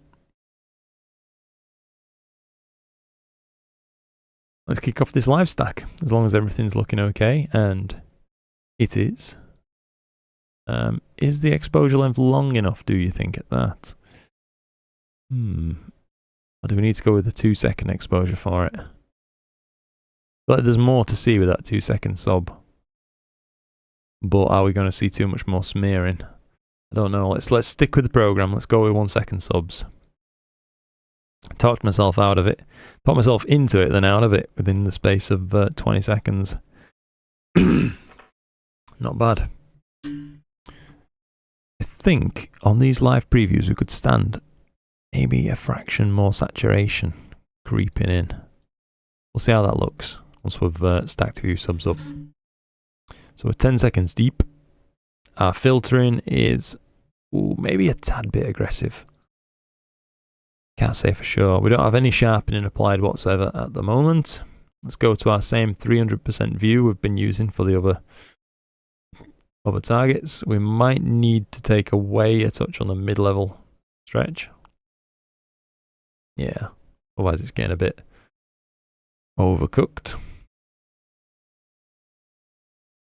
Maybe you can stand a fraction more than that. I can see a band going across it right there. I don't know about you guys. Looks like it's like two discrete segments and maybe a second band there. How did it actually look again in Dual Bug, wasn't it? 77027. Yeah.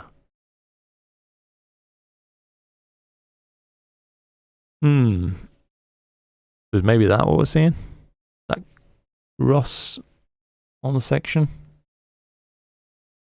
Let's let it stack some before we judge it. Anyway, I want to catch up with you guys in chat as I realise I'm just talking nonsense. Another question for you. Have you ever considered sending a rig to a remote observatory? What are your pros and cons? I have considered it for sure, Gil. So a little while back, after my son was born, I went through another, not so much an astro slump, but just an everything slump. I had no energy whatsoever. It is coming back, thankfully. But at that time, I felt like maybe a remote observatory setup could have been a good thing, as it would allow me to set up with the minimum of fuss and possibly at some more manageable hours, if you like. But in the end, I talked myself out of it. Basically, a lot of stuff going on in my life at the time, a lot of costs coming up that really, really hammered me around, getting up towards trying to purchase the house and stuff like that, save the house as it was.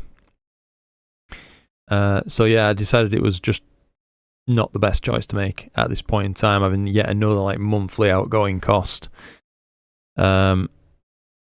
As given cost of living at minutes so bloody high. That said, if you're someone with more funds than me, I think it could really be a good option if you do enjoy that kind of thing. Now, for me, the downsides would be you're probably going to have to get used to spending longer on a target, which might not necessarily sound like a downside, but for me, I do enjoy flip-flopping around the night sky quite a bit, to be honest. I don't always want to be night after night after night on the same target for a month at a time or something. I kind of get bored after maybe up to 20 hours. That's about as long as I'd ever really leave something. Whereas I think if you didn't get used to doing very, very long integrations with a remote observatory setup, typically the place where you're going to get hundreds and hundreds of clear nights per year, you'll practically run out of targets for your given rig, and you'll end up probably having to shoot stuff that isn't a great match for the rig that you've sent out there, and just trying to do the best you can, which could be fun, but equally could be frustrating too. So that's one potential downside. An upside, of course, is that you will get to spend a long time on targets and get better images as a result. It's hard to argue with that. The best shots are usually, the ones that are completely inspired in some way and stand out from the crowd because of that. There's some fleeting, ephemeral thing that you've managed to capture, or they're an incredibly deep, incredibly technically sound capture and process, and that's what you'll see being the best images captured. If that interests you, then it could be one of the only ways to do it, depending on where you live.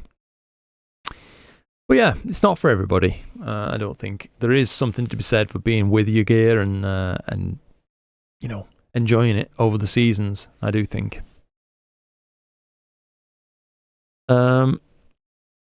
Q Control, good to see you, by the way, mate. It's been a while since I've seen you in a live stream. Evening to you. Full on fog here in Cambridge. Sorry to hear that, mate. Hopefully it's just thin and it clears up for you if you've got some time to image. To engage the worm, gearing the mount arrows, what directions should you use? Well, you could just wait a little bit and naturally you'll take up any slack. Another thing you can do if your mount allows it, well, it should, you could probably balance your scope very slightly off balance deliberately. So I used to do that on some of my other telescopes. I'd have them very slightly tip heavy, if you like, optic heavy, and slightly scope heavy too, rather than counterweights heavy, and that can force worm engagement constantly, a bit of a constant mesh. But yeah, I think it's usually just north and east, I think, that you need to make your last movements if you are wanting to quickly catch up. Galaxy season with an 8 to 10 inch f4 Newtonian paired with an IMX533. I think that could be some fun for you, for sure. I think this would have stood narrowband filtration, you know, on slightly longer subs. That might have been the preferable way to do this target. We do have something to see though, which is always cool. I'm trying to see the jewel bug though. Why they're calling it that? Maybe it's. I want to say it looks a little bit like a scarab.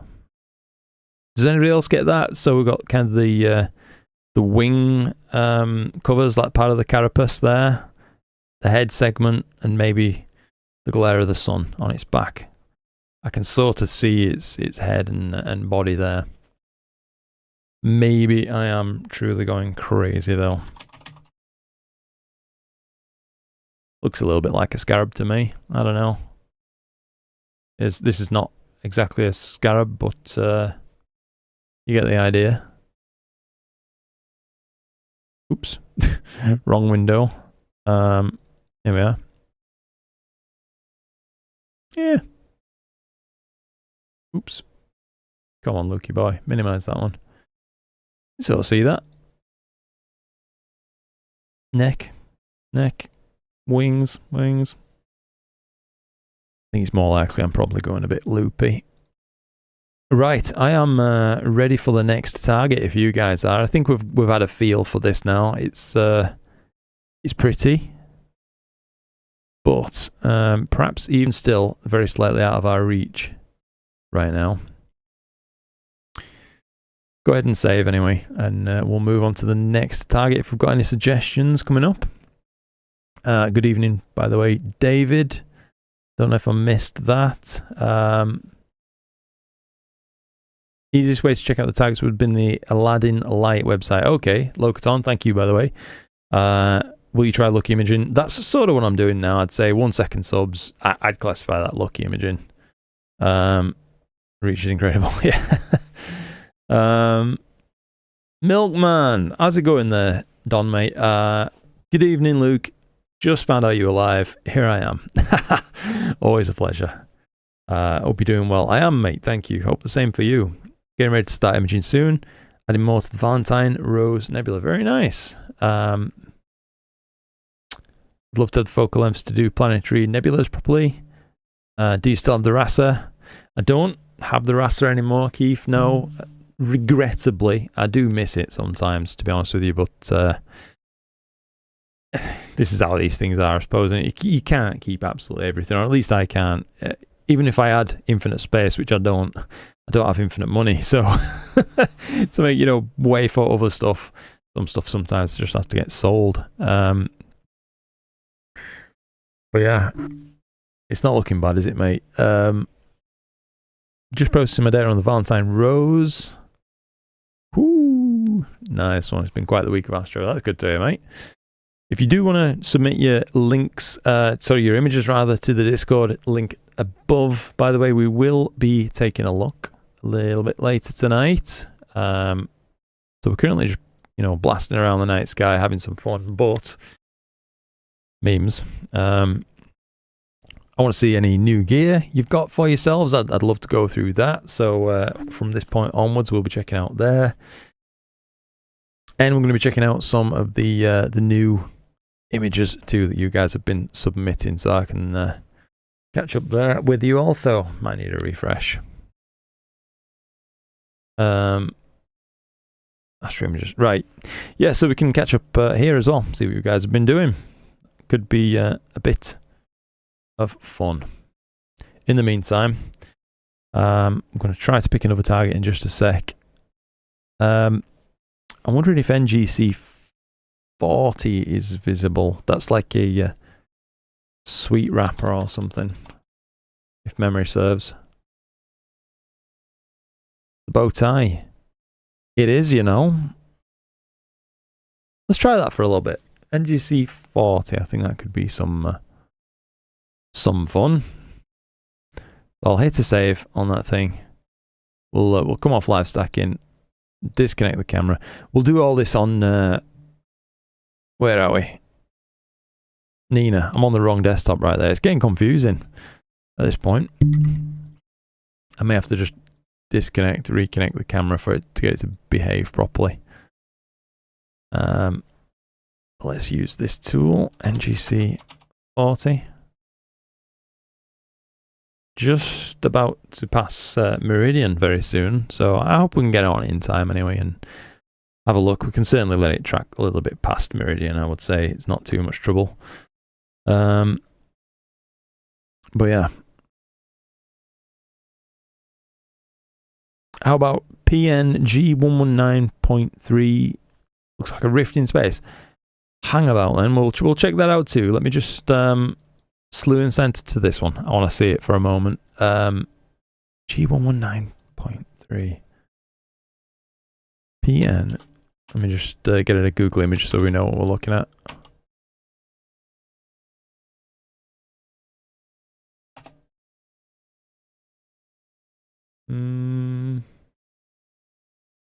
Ooh. That's a very interesting target. So this is the target that Locaton has just suggested.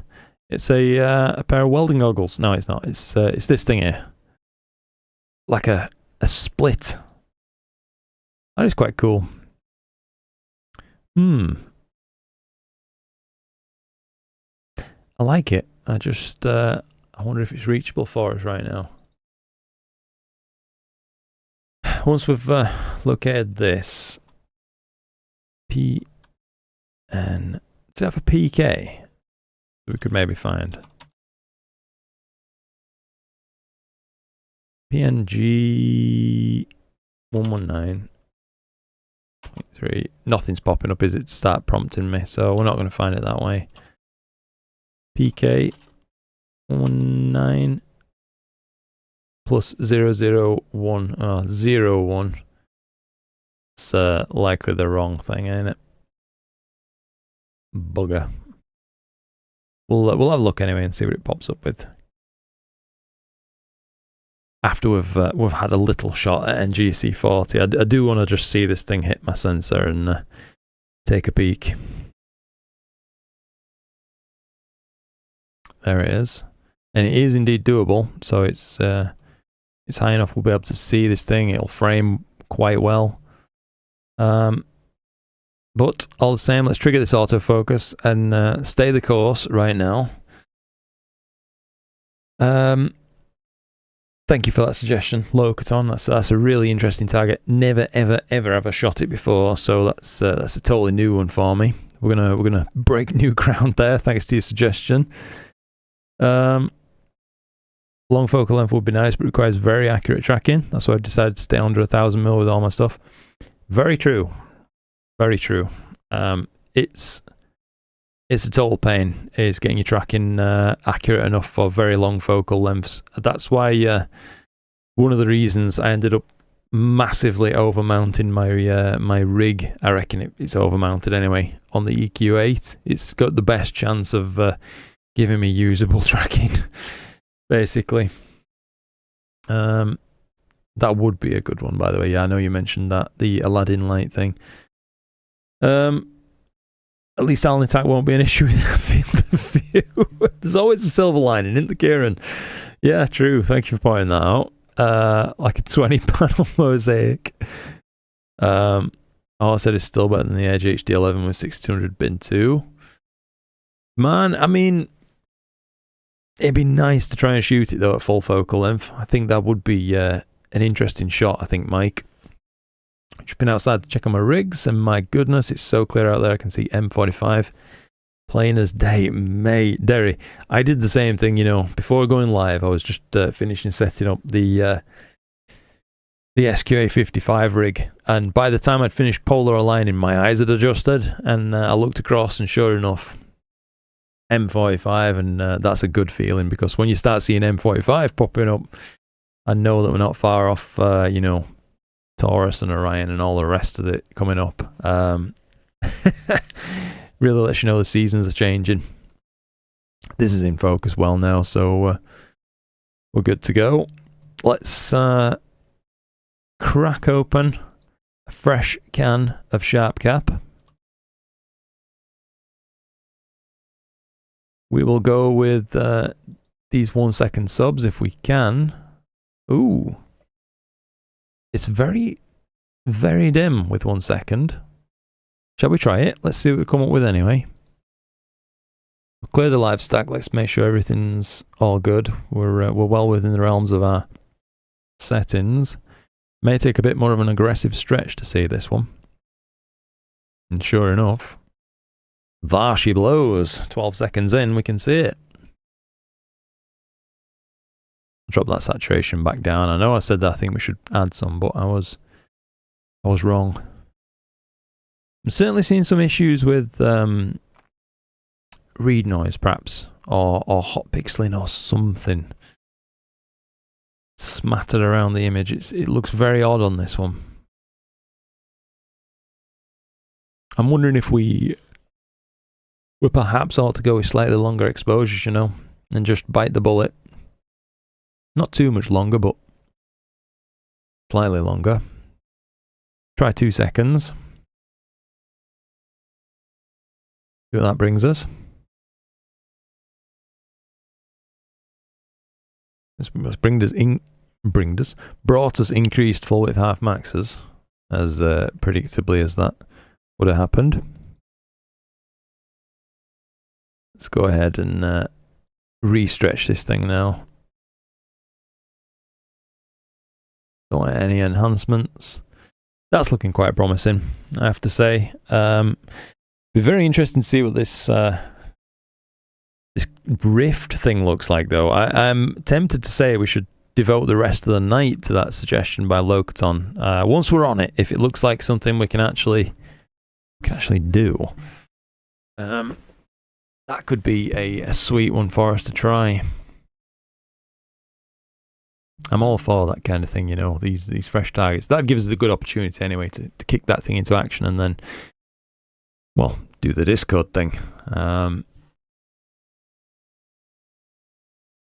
So, we're less than a minute in, and I can see some parts of the nebula that's not yet kind of connected up. That's quite interesting. Are we having any issues with temperature or whatnot? Or is it okay? No, it's cooling. It's holding minus 9.9. I've asked for minus 10. That's really accurate. Anyway, let's try to catch up with you guys in chat a little bit. Whoops.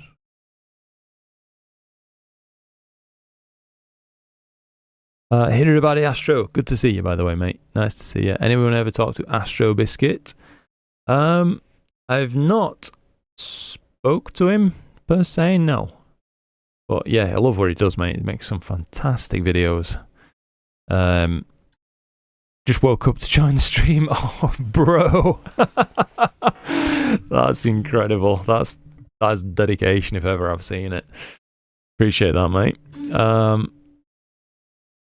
Stan and I are just loading target schedule with full MM and NGC target list. Ooh. Nice. I have the A-Bell catalogue too. Long integrations do make nice images for sure, but with limited amount of time and clear nights, I opted for a single night one-shot color imaging with fast scopes. Yeah, that was what scratches the itch most for me as well, to be honest with you. You won't hear much argument from me about that one, mate.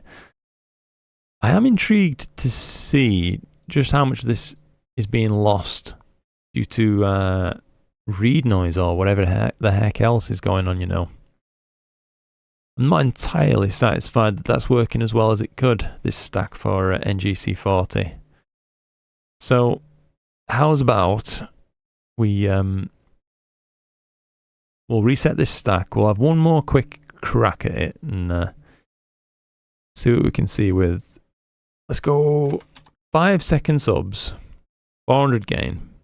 So we're really ramping up the exposure time now. Obviously, it's still not long, but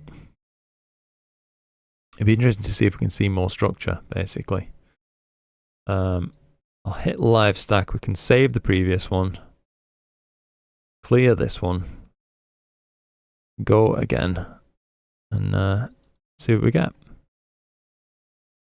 So immediately, we've got that kind of connecting bridge, or whatever the heck it is popping up there.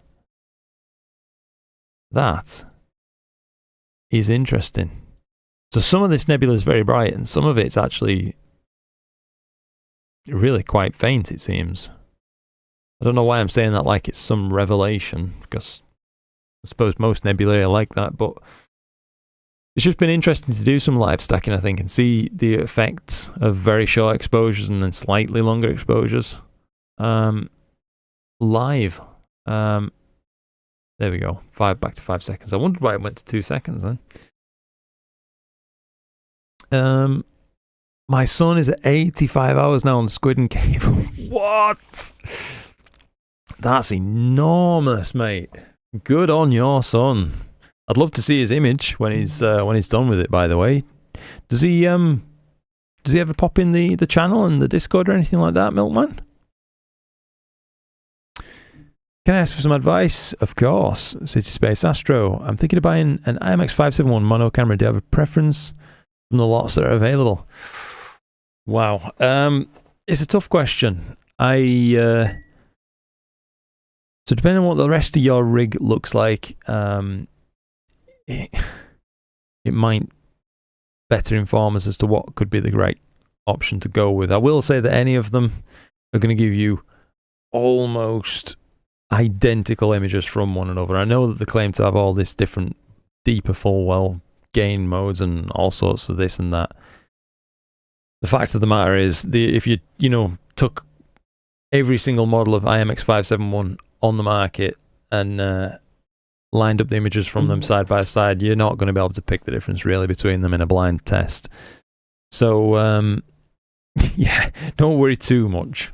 You're not really going to be missing out on anything. It's more just the form factors that can matter. So stuff like, let's say on the player ones, they have rear facing tilt adapters. If that's important to you, that could be a big thing, but you can get those now with some other cameras. If a lot of the rest of your rig is already ZWO, for example, then it would probably make sense to go with ZWO for your main camera too, if it matches up, because then you could very easily pivot to ASIR if you would like. If you just want that kind of experience. I've got a friend actually who recently contacted me this week, and he says he's going back to ASIR after having used Nina for a while now, because he's just not been having as much success, basically. And I know that that's not going to be what everybody's experience is, but it certainly is his experience. So it's not for everybody. He isn't doing everything on pure Nina side of things and whatnot, but it's just an option you would afford to yourself by using ZWO gear, for example. If you want to save cash and go, you don't mind which model you go for, then maybe something like the Tube Tech might be a good choice. It's hard to say. Yeah, it's hard to say.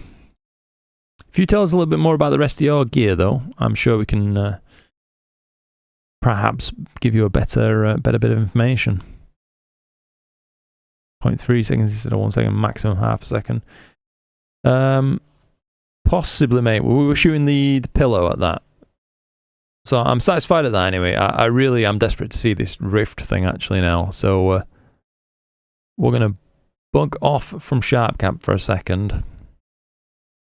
Go back to the framing wizard. I may even make this into a sequence, you know. Yeah, let's do that.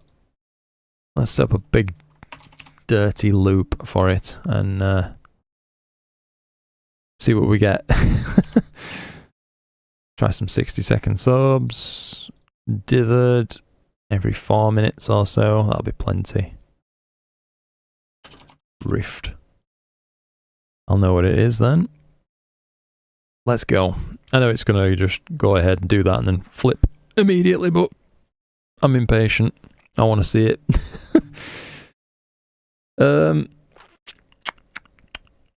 Been using TubeTech cameras for the past couple of years and they're great, quite a bit cheaper than the other offerings. There we go. That's one a plus one for TubeTech. Player 1 would be my preference, says JRS. Couldn't be happy with the cameras I got from them. I would agree. Yeah, I've been very, very happy with the Player 1 cameras. That said, I've been very happy with the ZWO ones. I had a bad experience with some TubeTech gear, but not the camera that I tested. So take that with a pinch of salt. QHY cameras, I've been happy with those as well. Every single one I've used, I've been happy with. I'm stacking 3,000 1-second pictures right now in PixInsight. Holy moly. Hopefully they're not full frame frames or something like that. Come on, let's see it. Can we see it? It's not successful, is it? I reckon the camera needs disconnecting and reconnecting. Bugger. Right. Let's see if it can do this right now instead. Yeah, we were getting issues there. Alright, let's click the sequencer off, back on.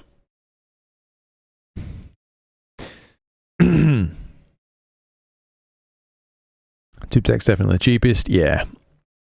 I don't know, if you're someone who keeps gear for absolutely donkish years, then it's probably not important. But I will say, if you're someone who likes to swap gear around and try new things, it might actually be worth spending more in the first place and getting a camera with perhaps a more robust guaranteed resale value, such as the ZWO offering or the Player 1 kind of thing.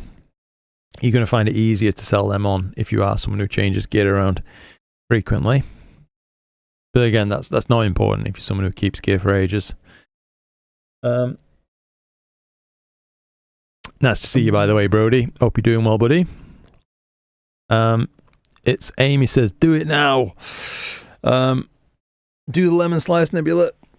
That is a good suggestion, but I'm not can I hit that? I am going to try to just hit the one we've gone for, but you have piqued my interest. Let me just find if I can actually even see the lemon slice out of interest. But yeah, I want to see this rift thing, if we can get on it. Just as if to tease you as well, right? As it's taking its exposure, I've gone off it, haven't I? Oh yeah, it's plenty visible, isn't it? Got ya. The lemon slice. Ooh, interesting. Still tiny, even in this incredibly small field of view. It really does look like a lemon slice though, doesn't it? Arguably more like a lime, I will say. I think we should unofficially rename that one. But yeah, cool target suggestion. There it is. Oh crap, there's the rift. Just sneak it in there. Well, I'm glad we're going with longer exposures, because a 10-second sub has given us this. We can see next to nothing, so probably lucky imaging just ain't it for this target, I would have thought. So yeah, we'll let this do its thing. This is the plan for this now. We've done plenty of fun bits and bats with lucky imaging tonight, so maybe we should do the Discord. We shot the blue snowball. What did that turn out like? Crikey. That's not the blue snowball. That's the pillar. I'm just, I want to see what it looks like outside a sharp cap, just out of interest. Yeah, I'm still getting that Scaraby vibe from that. Fair enough. That's the same one just earlier on. We shot NGC 40, we know about that one. What else did we hit? Cat's Eye. Yeah, we started with that, didn't we? Pretty cool to see that. You know, that is such a I don't know, it's one of those, it does it for me, does the Cat's Eye. I do like it, seeing that very strange shape. Like the helix kind of thing. What else did we hit tonight? Ah, yeah. They, what the heck would it called now? It's unimportant anyway. I'm baffling myself at this point, but let's crack on. Once this is up and running and I'm satisfied we're getting data, I want to see at least the first or maybe even second 60-second subs come in. Just check the Andromeda Galaxy Wikipedia page. Brody, what have you done? Let's have a look.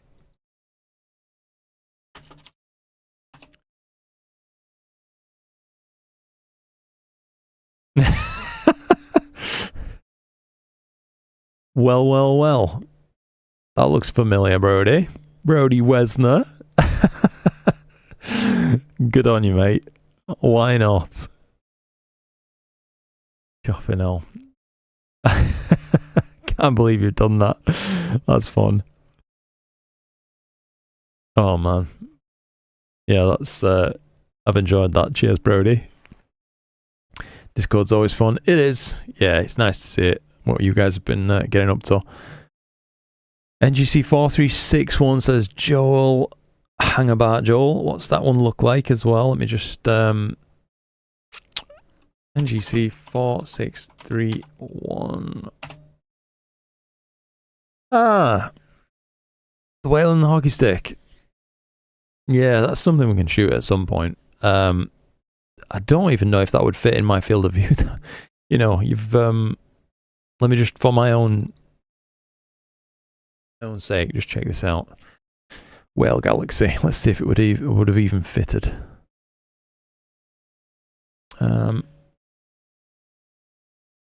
Whale. Titanium white. Blow the horizon for me at the minute, but let's just turn back time. Find a way. There we are. Ooh, it just fits, doesn't it? Look at that. That yeah, that's got to be done at some point. What's this little rascal? An artificial satellite. Incredible. Right then. Let me just... Can't seem to post images on the Discord. The post button is grayed out. Am I being a spanner? So up here, new post. You just click that. Add your image on there. Go through. Go. Title it. Select a tag. Hit post. If you're doing all that and it's grayed out, then that we do have a problem at that point.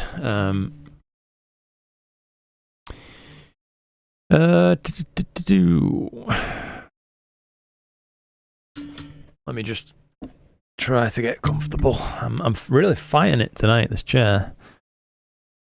Can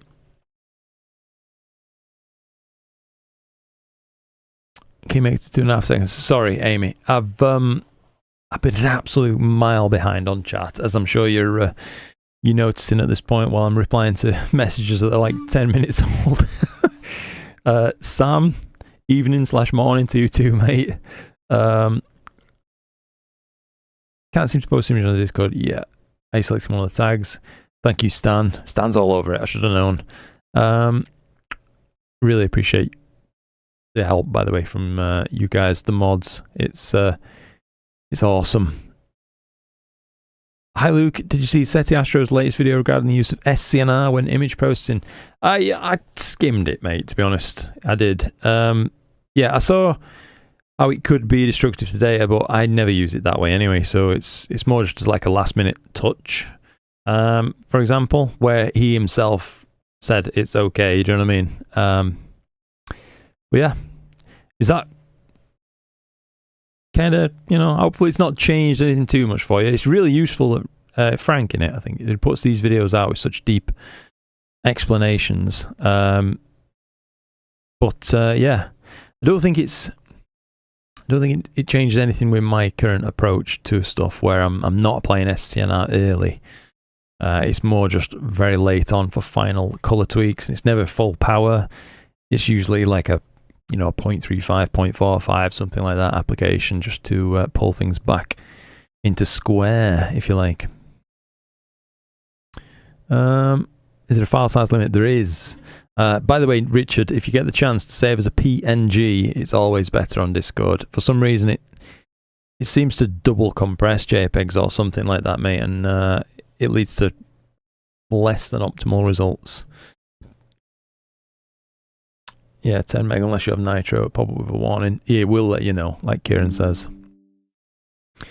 Make you all feel better part of the stream. Though, thought my Focus Guardian was fully blocked. Only found out I wasn't even using my OAG camera, and it defaulted to the Duo. Nice one. Well, the good thing is you found out what went wrong. Let's take a quick look. So the first few subs are in, and we can see the rift. Look at that thing. It's just an odd little fleck of nebulosity, and yet it's right up my street. Captivated me. Thank you for that suggestion. I do appreciate that one. Let me just check things out. So he's not on Discord, says Milkman. He's subscribed to your channel though. Oh, that's awesome. Well, he's out with me and he's heard you talking about it. Well, if you can hear me still, mate, thank you. I appreciate the support. I really do, mate. Nick P says it took 2 full nights to realise that's why my sessions were so bad. Nick, we've all been there, buddy. Although I appreciate the transparency. Yeah, I really do. He just listens. That's awesome. To be honest, your son sounds very, very similar to me. Usually, like, I do love watching people's live streams. I do. Oftentimes, though, I'll be like just chilling out, doing something else at the same time. So I'll just listen and focus on that, rather than getting stuck in quite so much as I should. If I'm popping into, like, Chuck's live stream or something like that, just to say hello, because we all like Chuck, then it's oftentimes a bloody flying visit because it's middle at night for me. But yeah. As long as he enjoys it anyway, that's what I'm getting at in a very roundabout way. Using an Esprit 100 EAF TubeTech 7x2 filter wheel. Okay, so this is the rest of your gear. I've got you, mate. Well, I see no reason to worry about which kind of model you have in your sights then, buddy, to be honest. Like I say, if as we discussed, you're someone who hangs on to gear for a while, then just pick whichever colour you like best at that point, roughly. They're all much of a muchness. You're not going to see too much difference between them in the end images. And as I said, and I really do feel confident in saying that. I don't think I'm leading you astray. I feel like any of the IMX571s are probably going to knock your socks off. They're really fantastic cameras, and while there are differences in how they're implemented, the differences just ain't that big in the grand scheme of things. So yeah, perhaps maybe the TubeTech is the right one for you, because it'll give you that same performance and keep some money in your wallet. That's always a good thing, isn't it? I love my player when you're in a C. Me too, Milkman. Me too. TubeTech 585, no complaints. Absolutely. Pretty sure narrowband stuff would look nice on that rift thing, especially bring out the blue stuff. Yes, quite possible. I'm interested to see, you know, Locaton. Once we've got a few subs, maybe we could run a folder monitor live stack on SharpCap and just see what roughly we're kind of getting while we're still in the stream, sort of thing. Try again in mode deep in the processing hole at the moment. It's been there for 3 days. Oh my god, Brody. I hope you've got it screen captured or something, mate. That's sick. Don't have any restrictions, so I guess you're missing something. Again, thank you, Brody. Thank you, Stan. I really appreciate you guys helping out so much with the Discord. I'd be bloody lost without it. Just posted my Valentine's Rose on Discord. A work in progress, room for improvements. I can't wait to see it, Milkman. We're absolutely going to check that out in just a sec. Anyone have any issues with SETI Astro sharpness in Cyril beta? The SETI Astro stuff, you know, I really need to get on with checking it out. People have been recommending it to me for bloody ages, and I just haven't got around to it. There's no reason for it. I don't have an excuse for you. It's just me. It's entirely on me.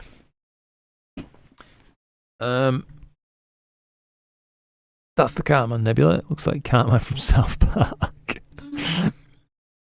He said you're welcome. Appreciate that. Thank you. This looks like it's going off smoothly. Let's just check out the... Thank you, Brody. Yeah.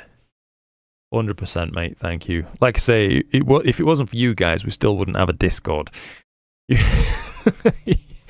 You guys set it up and got it all in this fantastic shape that it is. So thank you.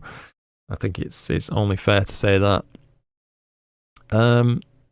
Let me refresh for a moment so I can see Milkman's Valentine Rose.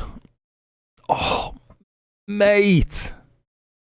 This is what I've captured so far on this target. 17 hours of HA03 and 8 hours of broadband. Just want to share my progress so far. Okay, Ascar71F. You're really getting some fantastic shots from that scope, mate.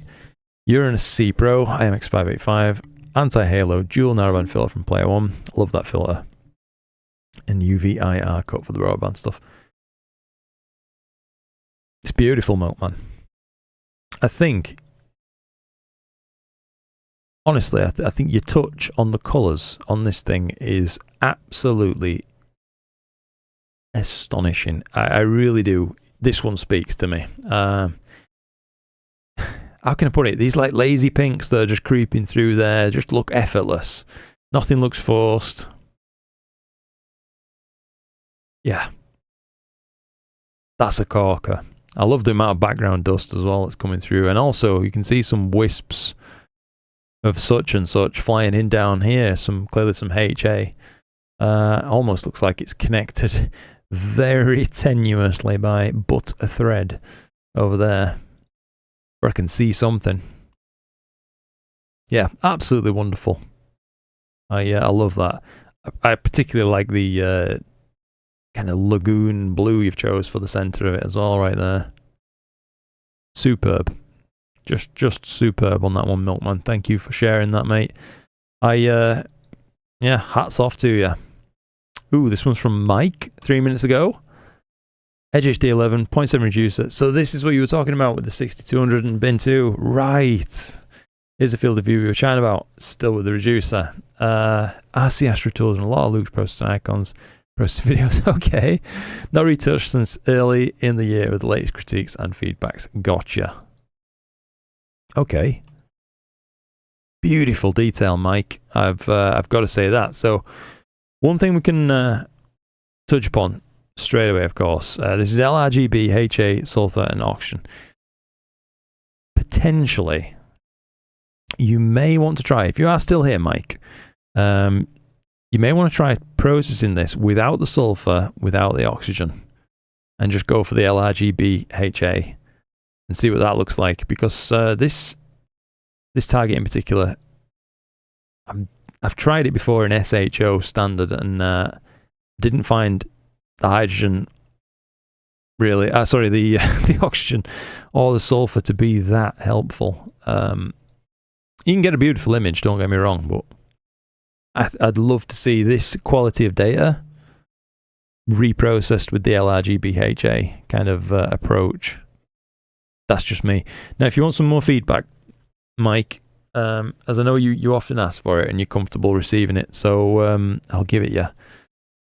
I will say the background is grayed out, so it's nowhere near kind of a spacey colour that you would expect without getting too scientific. Not that I could even if I tried, but it looks almost a blue-grey rather than like a space grey, if you like. So that would be one thing to work on, perhaps setting your black point a bit more accurately. But other than that, I think you've got some really wonderful data to work with there. So yeah, thank you for sharing that one, Mike. You're still here, got ya. We're nearing 1,000 members now in the Discord. What the heck? That's crackers. I don't even know how to check members. This is how out of my depth I am with Discord, by the way. All I know what to do on Discord is go on and call my friends to play video games with them. That's about it. And also look at astro images. I do know about that part. Let's just yeah. So, but please, by the way, Mike, don't feel put off by what I'm saying with any of this. The really good news is, it looks like you've got your edge collimated wonderfully. The field of view looks awesome. The stars are tight right to the edges. So top marks there.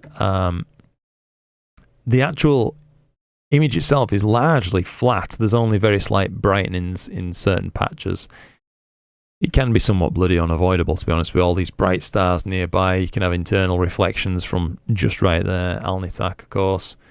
Causing all kinds of havoc with your rig, especially in this part of the sky, so I wouldn't pay too much deep attention to that. But yeah, it looks like such high quality data. I would love to see a re-edit at some point if you had the time or the willingness to do that. I particularly like, by the way, in Mike's data, I don't know if you can see this, there's shadows creeping in that's not usually that visible. You can see these formations right here where I'm just tracing my mouse. You love to see them. It gives a lot of texture to that background. So yeah, super. Thought Lou was going to tell you to scrap it all and start again. Get it redone. Yeah, no. Chuck started streaming his game channel. He's got a game channel. No way. What the heck's his game channel? You can't say something like that, Mike, then leave me hanging. That's wild. What kinds of games does he play? DP John, making progress with Pixie Sight and the night sky in general. I'm slowly getting there. Good stuff. All right then, John. SQA 55, 2600mm, AM5N mount. So a super setup. Wowza. Okay. So it's a really dynamic image, like right away. Obviously, there's a huge leap between the darkest dark and the lightest light in the shot. He has preserved successfully the lightest lights in this, which happen to be around this structure here and the core of the kind of fish head nebula. They don't look burned out to my eye. They're close, but not quite. So great job on the highlights. A little bit less on the dark points, though, I will say that. So your blacks are clipped on this, if ever you do see this, John. So in future, it can be something we've all done at some point or another, but it does just look that bit better if it's at least dark grey rather than pure black.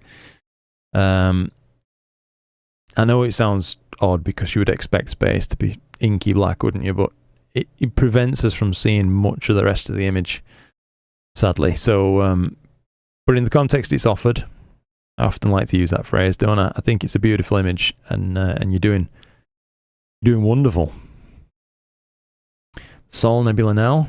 I like the coloration on this. It's kind of golden around there. I do sometimes, like I always end up leaning towards more the coppers and golds in them, but I do like seeing sometimes just a golden fleck like this. It's quite nice.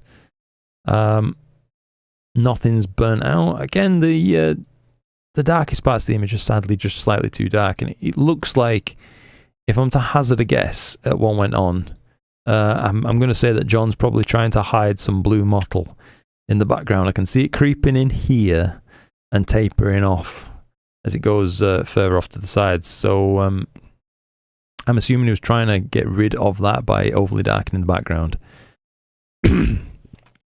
For me, I would rather see the background neutralized, mottle or no, and slightly grayer. But that's, again, it's just feedback. I like the natural look on the rosette. That's quite cool. It appears maybe a bad sub or two snuck into this. I can see a little bit of a like a gull wing just there. I don't know if you can make that out on a few of the brighter stars. So maybe one snuck into your stack with bad tracking or some such. I don't know if you can see those. Could be something else, but I don't know. Looks like that to me. Love the coloration on this and the background. So that's a really good example of what I'd love to see. This is, you know, spot on. Beautiful. Yeah, I like that he's got some golds, he's got some coppery tones coming through and some rich blues. Yeah, I like that one. The background's much more neutral as well. So that's a great one. That's your best image for me so far that I've seen. John, the wizard.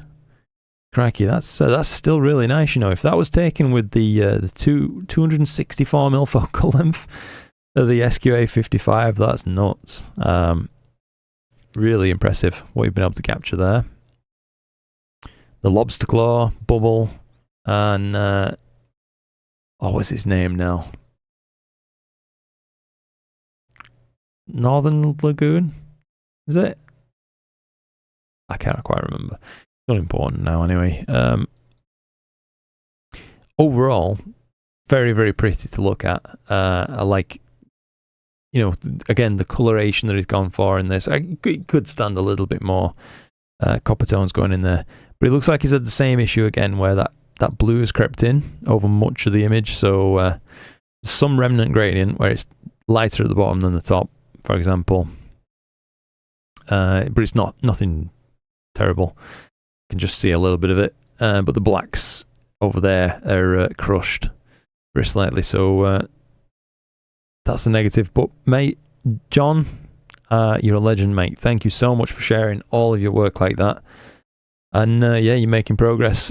1000% you're making progress. For me, my favourite one that I saw from your segment there was this, though. That's that one took the cake. Enjoyed it. Let me just catch up a little bit. Always appreciate the feedback. This was before all the feedback. You've already given, so Black Point is definitely off. Gotcha, Mike. Got you. Alba Astro, nice to see you here. I do hope that you're doing well. Jason Keithley, I'm not looking forward to the disappointment from my two when you get to them. Not at all, mate. No. You're on feeding duties in the wee hours, Luke. No, actually, I'm not. I will have to go and change a nappy, likely. That's just about the only thing I have to do through the night now with him. It's just like one nappy change about between 2 and 3 a.m. most of the time is when it is. That's when it's usually full. But no, he's sleeping absolutely lovely. And goodness gracious, I couldn't be any more lucky to have such a pleasant son. He really is a gift. Northern Lagoon, that's it, thank you. Yeah. Astrometer, how's it going, mate? Nice to see you. Always a pleasure to have you in the stream, mate.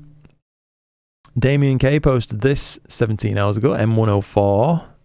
Love me some sombrero with the 24-inch Dobsonian. Well, I wish you'd taken this image with a big scope. Oof. Very happy with the details in the final image, considering I only stacked 156 3-second subs processed in Pixin sites. Let's just let it buffer up a moment. Yeah. Beautiful. Lovely, you know, tiny, small little stars visible in that. You can see the detail, particularly around these bands on the arms right there. It's high resolution. You can see dark spots, light spots, shaded areas, etc. Yeah, that's cracking. I can imagine if he'd cropped in further, you know what I mean, like without compression, etc., the close-up on this would have been even more jaw-dropping. But that's very, very pretty, all in. And you can see that, by the way, this is an example of a black point that's, I hope he wouldn't mind me saying, just about as dark as is possible to get away with. So this is almost black, but it's not black. It's just very dark grey, that's all. And that is the very darkest we'd be looking for in general, I think, because you can see nothing's clipped, which is the important part. Ouch. But yeah, super. Thank you for sharing that, Damien. Refresh the feed. I was being a right span. Fair play, dude. I'll do that. Let's just aha. Here we are. Right then. So we'll go from para right here. Zenith Star 73 Mark III, ASI 294 MC Pro, HEQ 5 Pro. Okay, Pixinsight and the RC Astro plugins, 66 5-minute subs. Very nice. I like the non-standard coloration that you've gone for, mate. I like this Planetary Nebula, by the way, how well that's been rendered. It's like a... I don't know why I want to say this, but it's like, have you ever seen slow motion footage of a golf ball being hit? That kind of squash. Reminds me of that for some reason. But yeah, Black Point is very dark, but not black. It's not crushed. That's good to see. Yes, it's very... how can I put it? It's tonally pleasing. Nothing's assaulting my eyeballs. It's all just kind of very pleasant to look at. So yeah, I like that, mate. Nothing's overdone. A little bit, I will say maybe a little touch, tad bit green around the core, and also something's gone on likely with masking that's meant that this core, which could be closer to the colour of the rest of it, has ended up going white instead, but you know what? I still like it. So yeah, nice stuff. Good job. Your Nels Astro. Got ya. Let's check out... Well, we'll check out yours since you're right here right now. Fishhead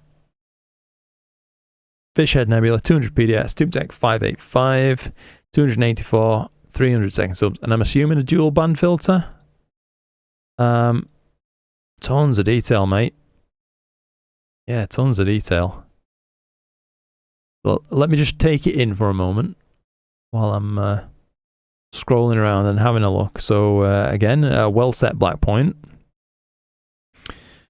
And a nice dynamic image. Nothing's burned out. Star shape, size, and colours are actually very aesthetically pleasing. No complaints. No complaints there. Yeah. Overall, really nice, tastefully processed shot. That's what I think. I like it.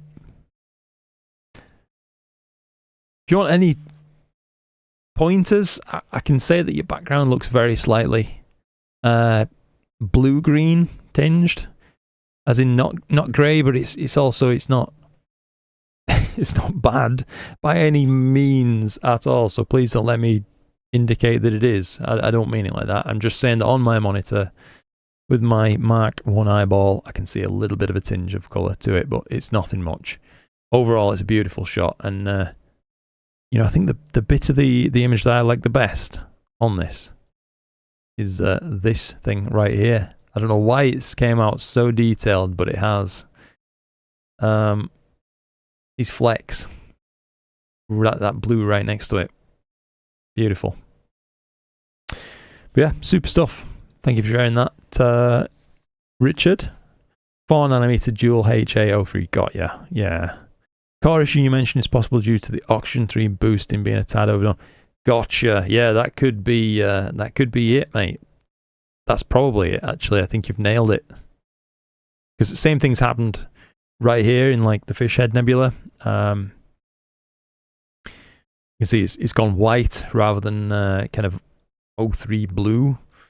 But equally, we saw the kind of same sort of colouring, if you like. It wasn't over-coloured in Richard Nellier's shot either. But yeah, either way, it looks beautiful. So please don't be put off by any feedback I give. I think it's a lovely shot.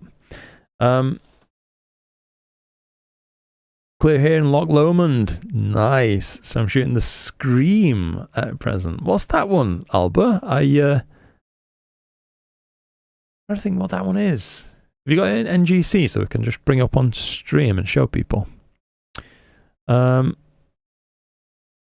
First kid always fools, just says Jason. You think they're easy and then bam, the second is up all night. Oh no, yeah.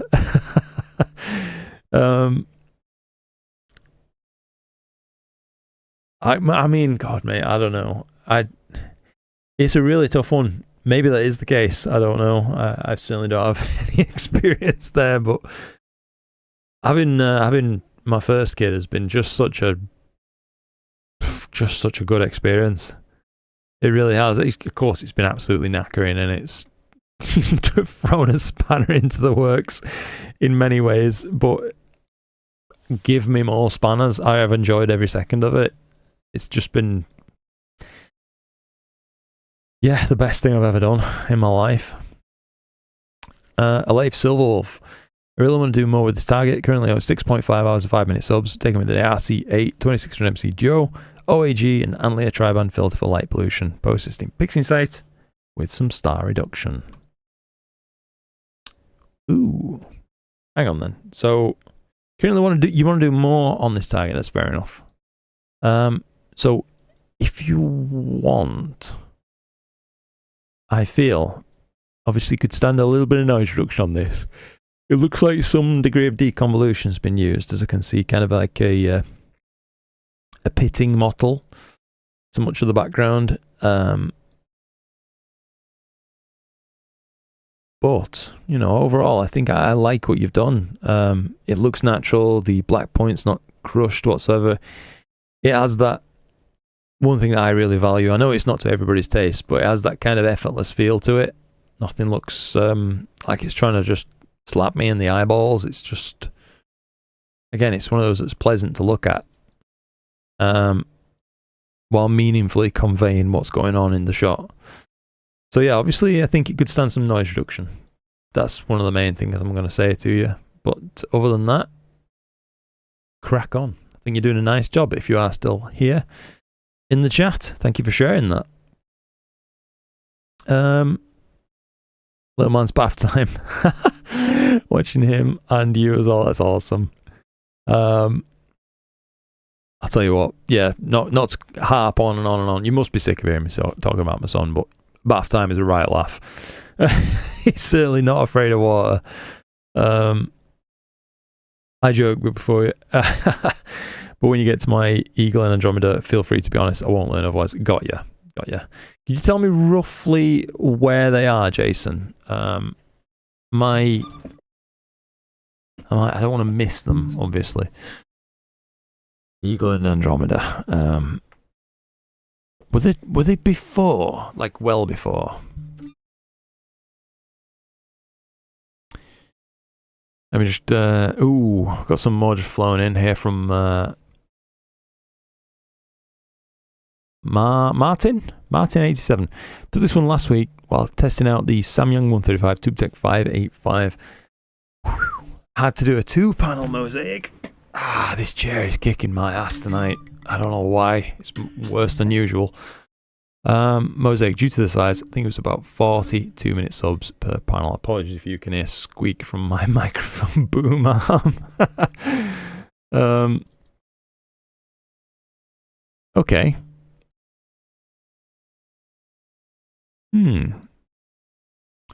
So, there's a lot to like in terms of like the amount of detail and data that's on display. So it's well focused and it's quite deep data. Sky background is too bright. More like a blue brown, I would say, if I had to give it something. But there's a few strange things going on in the shot. So you can see right up here we've got a square artifact. I don't know if you can make that out, of much higher noise, but I don't know what that part is. There's many small shadows behind stars, so they're not quite radial from the center. Maybe they are radial from actually one of your panels, perhaps. In fact, yeah, I think I've just answered that for myself. They do look to be, let's say this is the center of panel 1 or wherever. They are shadows going away from some of the brighter stars that direction and then this direction on these. But I can't exactly say for sure what's happened there, because it's such a strange thing to observe. But if you can nail those down, because they are a little distracting, that would really take things up a notch or two. Other than that, I'm going to say I think your image could stand a touch more saturation. I don't mean loads, but I just mean a touch. Yeah. Other than that, nice stuff. Thank you for sharing that one, mate.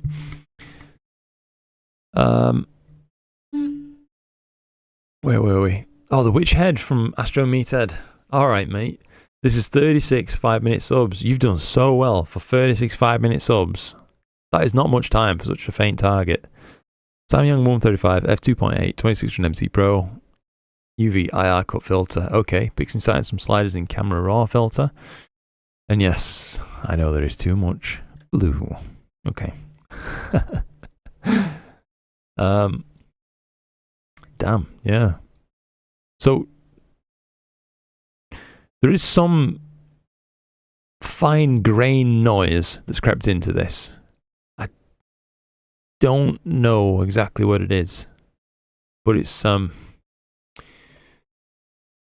you probably won't be able to see this through the stream. In fact, I'm almost certain you won't be able to even see what I'm talking about due to compression, but I'm sure Rob will.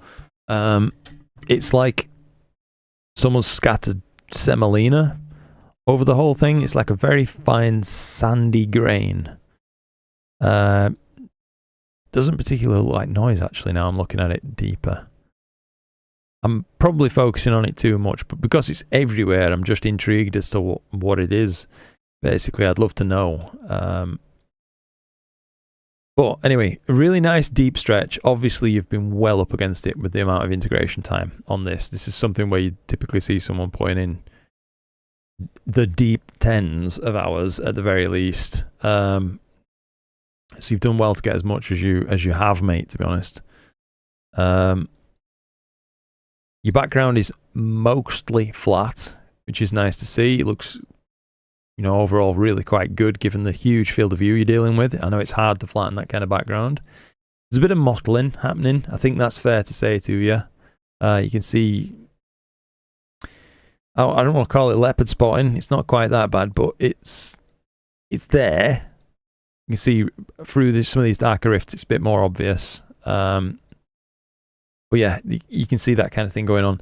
Perhaps some more masked stretching might have helped you with that, preserving some of the background in a less stretched state and allowing the rest of the brighter stuff that's richer signal to noise ratio anyway to get stretched out. That could have helped. As it happens, I don't think there is actually too much blue on my screen.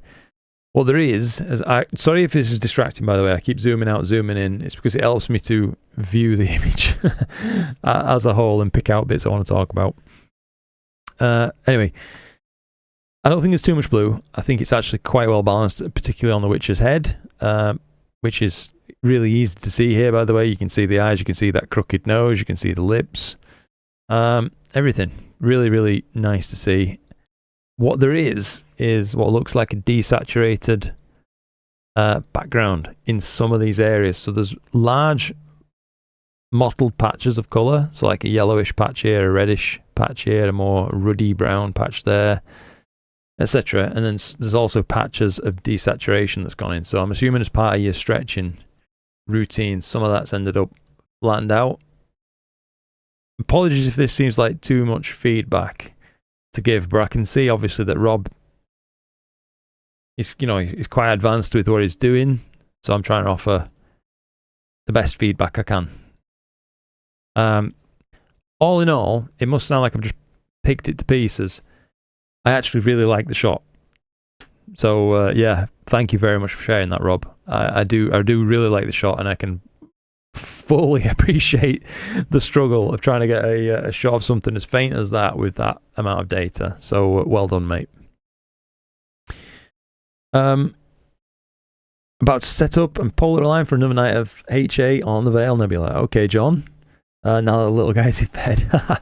Being a dad is the best job in the world. It is. It is. Yeah. And I do feel like I ought to say, I mean, I know probably not everybody here has got children or wants children or whatnot, or maybe life just didn't happen in the way that it led to children and things like that. I don't want to seem like I'm shoving it down anybody's throat. Far from it. I'm just so pleased at how the chips have fell for me. That's all I'm getting at when I'm celebrating what's happening. So yeah, please don't feel like I'm like I said, shoving it down anybody's throat. I'm really not intending to do that. I hope you'd let me know if it came across like that, though. But yeah. Colour balance was tricky on this one, and my monitor is utter shite. That's fair enough, mate. Also taking an FB Bonnie 503 ATD and 533 MM2 rather. No, there's not wrong with that kit, mate. I'd love to see it. Thanks, Luke. Means a lot. No problem, dude. One more time on the tulip, which really adds kill the noise without more data. Yeah, 100%. Look for the bollard. Put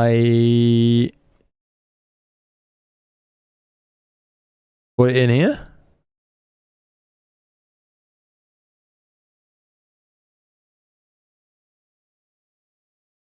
Because I can't see it. I need it pointed out. Just hit the 5-hour mark on NGC 6888, the Crescent. Gonna try for another 4 hours. Fingers crossed the sky. Mate, fingers crossed for you, Derry. That's gonna be a cracker, mate, if you get that amount of time on it. I think there's quite a lot of tilt, mate. Got the tilt plate on it now, so I've been able to get some of it out. Thanks, Luke. No problem at all, Martin. Yeah, no problem at all. Like I say, I never want it to seem like I'm trying to pick people's images to bits or anything. It's just, that's the whole purpose of this thing. We want to try to look at images, see what works, and see what's faults and whatnot, and just talk about them. We all learn that way. Oh, that's his Discord name. Right. I thought you meant there was some kind of object I should be looking for in there. Your username is Bollide. Got you. Bollide.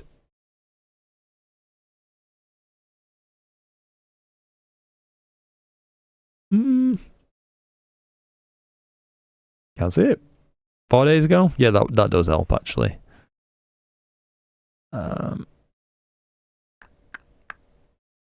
Andrew, Matthew, Andrew, Andy. Where on earth? We're on 5 days ago now. Am I missing something here, chaps? You can skip mine, just sharing to share. It's the heart of the heart. Went past it.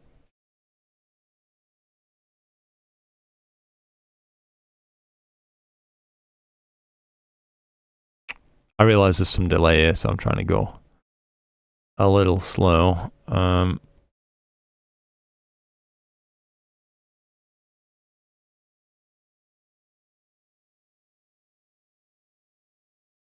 My word, gotcha. Sorry about that, mate. Yeah, totally missed these, didn't I? It is what it is. Thank you for pointing that out, chaps. So M31, check this out first. By the way, can I just congratulate you on that? Yeah, I like that. Oh dear. Like a cursed Mr. Potato head hand thing. I'm all about it. And also Baldur's Gate 3, I'm all about that, mate. What a cracking game. Yeah, M31 anyway. Let's give you some feedback. So you wanted feedback. I will offer it. I think overall it could stand some noise reduction. I think your depth of stretch is good for the amount of data that you have. Obviously you can't be expected to stretch it to oblivion. I think this is about what I'd stretch it to. You know what I mean? It's not been pushed so far that the data starts to fall apart at the seams or anything like that. Star shape and size is overall nice, indicating a good focus and a, you know, no tilt noticeable or anything like that on your rig. So that's good news.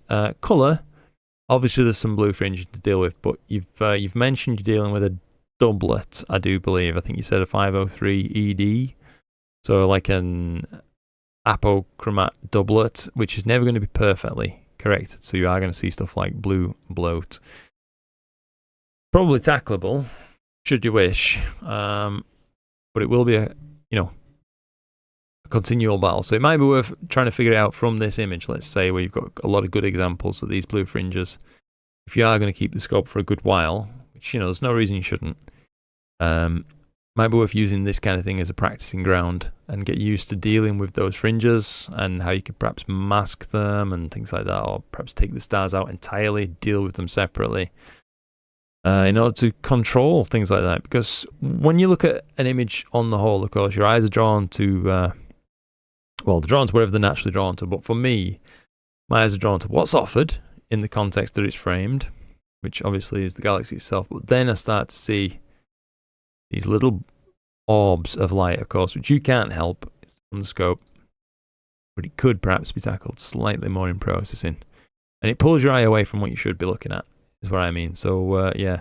The only thing I think I can point out to you on this is you've got a slight gradient left at the bottom, like right corner versus top left. It's slightly darker down here, lighter up here. Nothing too major. And some dust mote remaining there. I don't know if you can see that. This darkened patch just over here, probably maybe something crept in between taking flats or whatnot if you took them. Or if you didn't take flats, flats will help with that. So that's hopefully some useful feedback for you there, Bolide. And your other one was M16, your first attempt at the Eagle.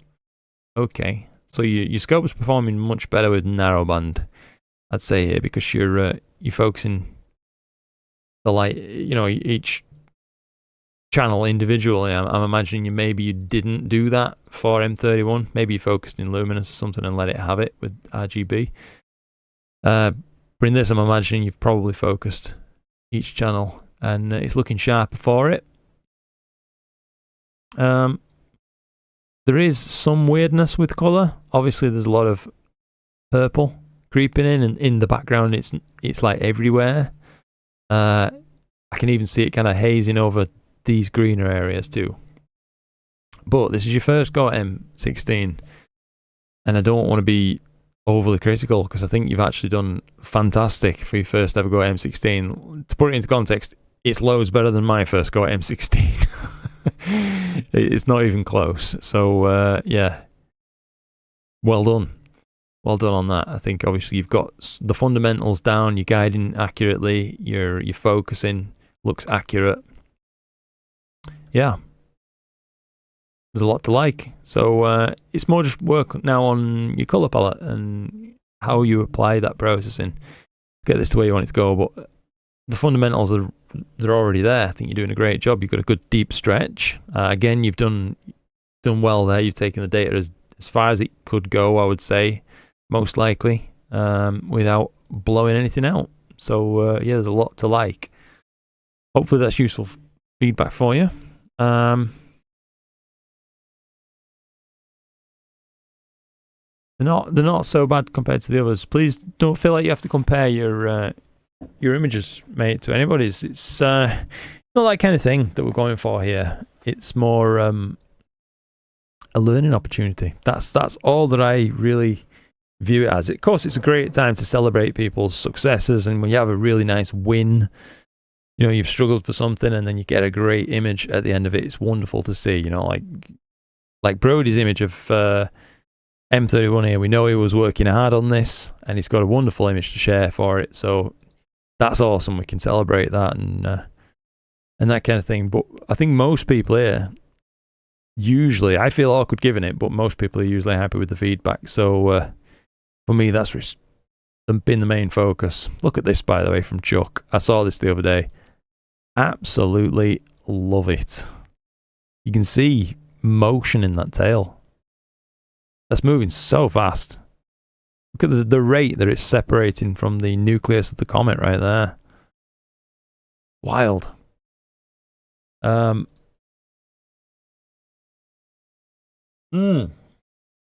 Nailed it. Comparison is the thief of joy. Yes.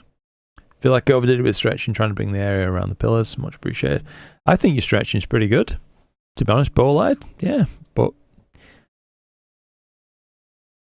yeah, I mean, I see what you mean. It's perhaps slightly bright, but I don't know. Equally, I like it. It's the core. It probably is the brightest bit, if we're being fair. So that certainly doesn't detract from the image for me.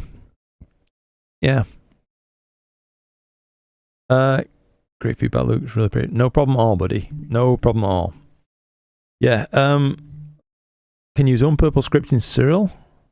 That's interesting. Can help with blue stars. So that's really useful stuff from Derry there. Yeah. Lots of blue. Don't worry about it, mate. Oh, honestly, if you saw some of my earlier images, you'd just be you'd be laughing your head off. They're terrible. They're nothing like your shots. Bloody hell, no. Just stick with it. You're clearly doing a lot right. So that's the thing to focus on, if anything.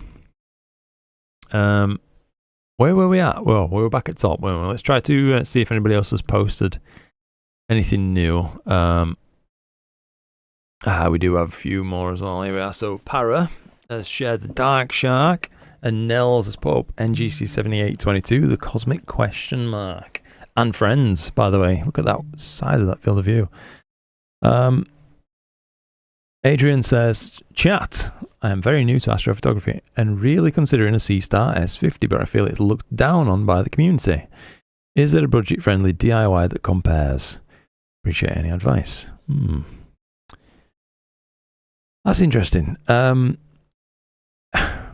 As sad as it makes me to say it, Adrian, I think you're right. I think a lot of people do look down on smart telescopes, and that's on them, to be honest. Don't concern yourself with it, because no matter what you buy, there's always going to be someone with a bigger rig that's what's important to them, that they've got the biggest, bestest rig.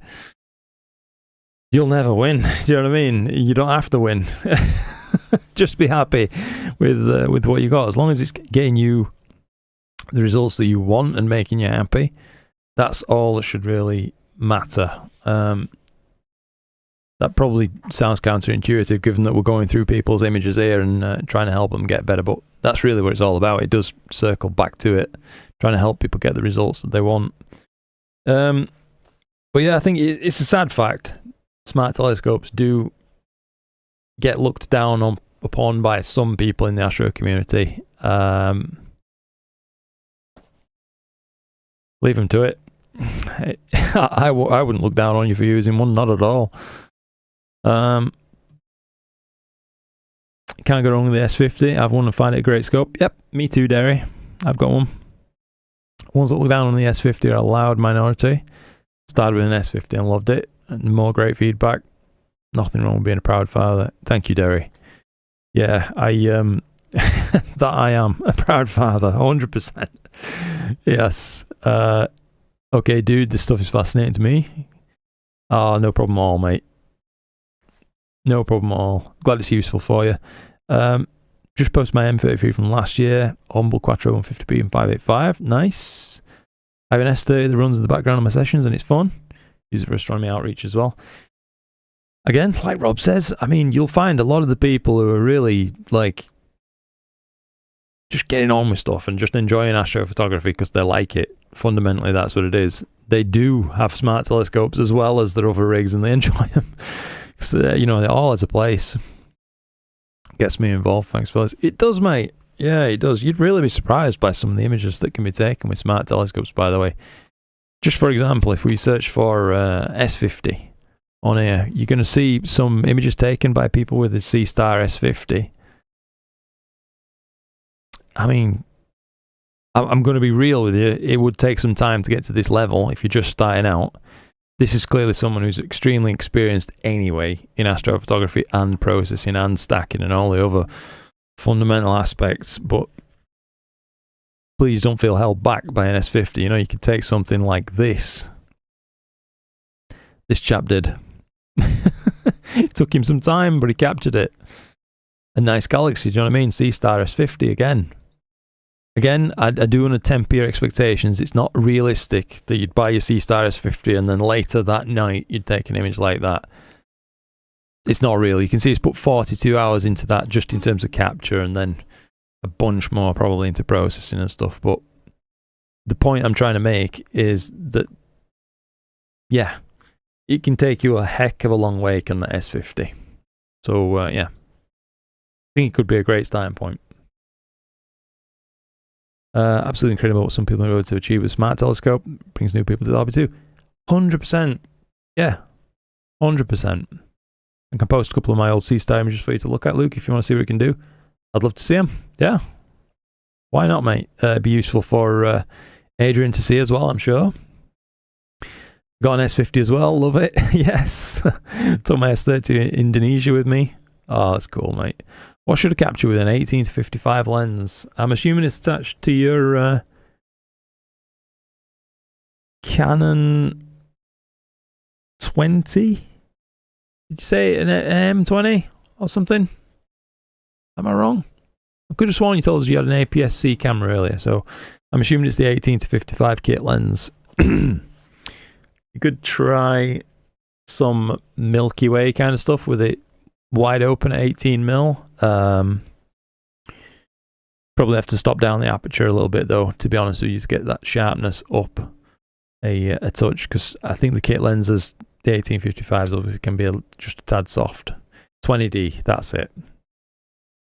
Completely understand processing editing. Thanks, dudes. No problem, mate. Yeah. Attached to Canon 20D, yeah. So yeah, probably some Milky Way work, maybe a little bit later on in the year if you're correctly situated for it, mate. Then the Orion Nebula complex, you can probably catch the whole thing in that. That could be fun. Especially if your EOS is modified, by the way, to let in more HA. So this is Para's Dark Shark Nebula. Tough one. Light pollution was kicking my butt pretty bad. 327 2-minute subs. Awesome. So what's 327 2 minutes? 11 hours, basically. Zenithstar 73 Mark III, 294 MC Pro, HEQ 5 Pro, and PixInsight and RC Astro plugins. Mate, it's lovely. It's so smooth. I'm going to give you some feedback on the slight mottle I can see in the background. I will say that there is obviously some going on. There's like little folds here and bits and bats of mottle. I'm sure you're already aware of them, given how proficient you are at processing. I'm just saying to you that my eyes are slightly drawn to them. But, mate, on the whole, it's a beautiful image. The noise is, of course, incredibly creamy and smooth and well handled. Star shape, size and colour, beautiful. Really appeals to me. Nothing looks, overly in your face kind of thing. It's just nice. Quite natural looking. A couple of the brightest stars could stand fractional taming, but equally, I'm in conflict with myself about it, even as I say it, because they do add something to it. But yeah, I think you've done a wonderful job. You can really see, obviously, well, to call it the Dark Shark, for me, mate, that is a snapping turtle's head if ever I've seen it. But yeah, love it. thank you very much indeed for sharing that. That's a very nice shot. I appreciate how hard it is to set the black point on something like this as well. I think you've probably done a really good job all in, given that much of the area is just blimmin' dust, isn't it? Lovely stuff. Thank you for sharing that, Para. I like your colour, by the way. I will say that. I love the colour that you've got in this thing. This kind of sandy brown, neutral blue. Yeah. Tastefully done. Very tastefully done. Mortal was a pain for this one. Yeah, that's fair enough, mate. I would have been 100% in the same boat. I've been there, man. I know what it's like. Might do wide field stuff for Stein. I don't want to overdo myself with complicated hard to see stuff. That's absolutely fair, dude. Yeah, there's nothing wrong with that. Wide field shot of the Orion constellation. Yes, 100%.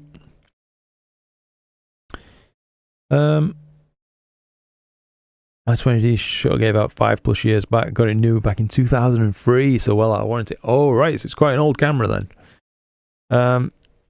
Got ya. Well, depending on where you live, you could have some difficulty, but you might find your best results then, if it's quite an old camera, are going to come from, if it's feasible financially speaking, getting a star tracking mount.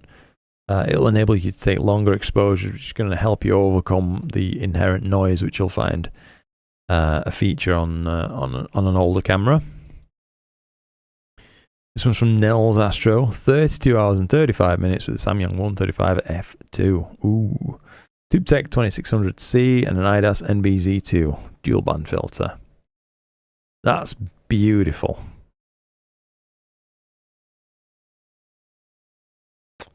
Yeah, that's beautiful, mate. Really, again, tasteful processing. Been applied to this. Black points accurately. Really neutral background as well. It doesn't look tinted towards any colour to me, to be honest. It just looks like a nice neutral, well, brown grey kind of thing, which just looks accurate for this area.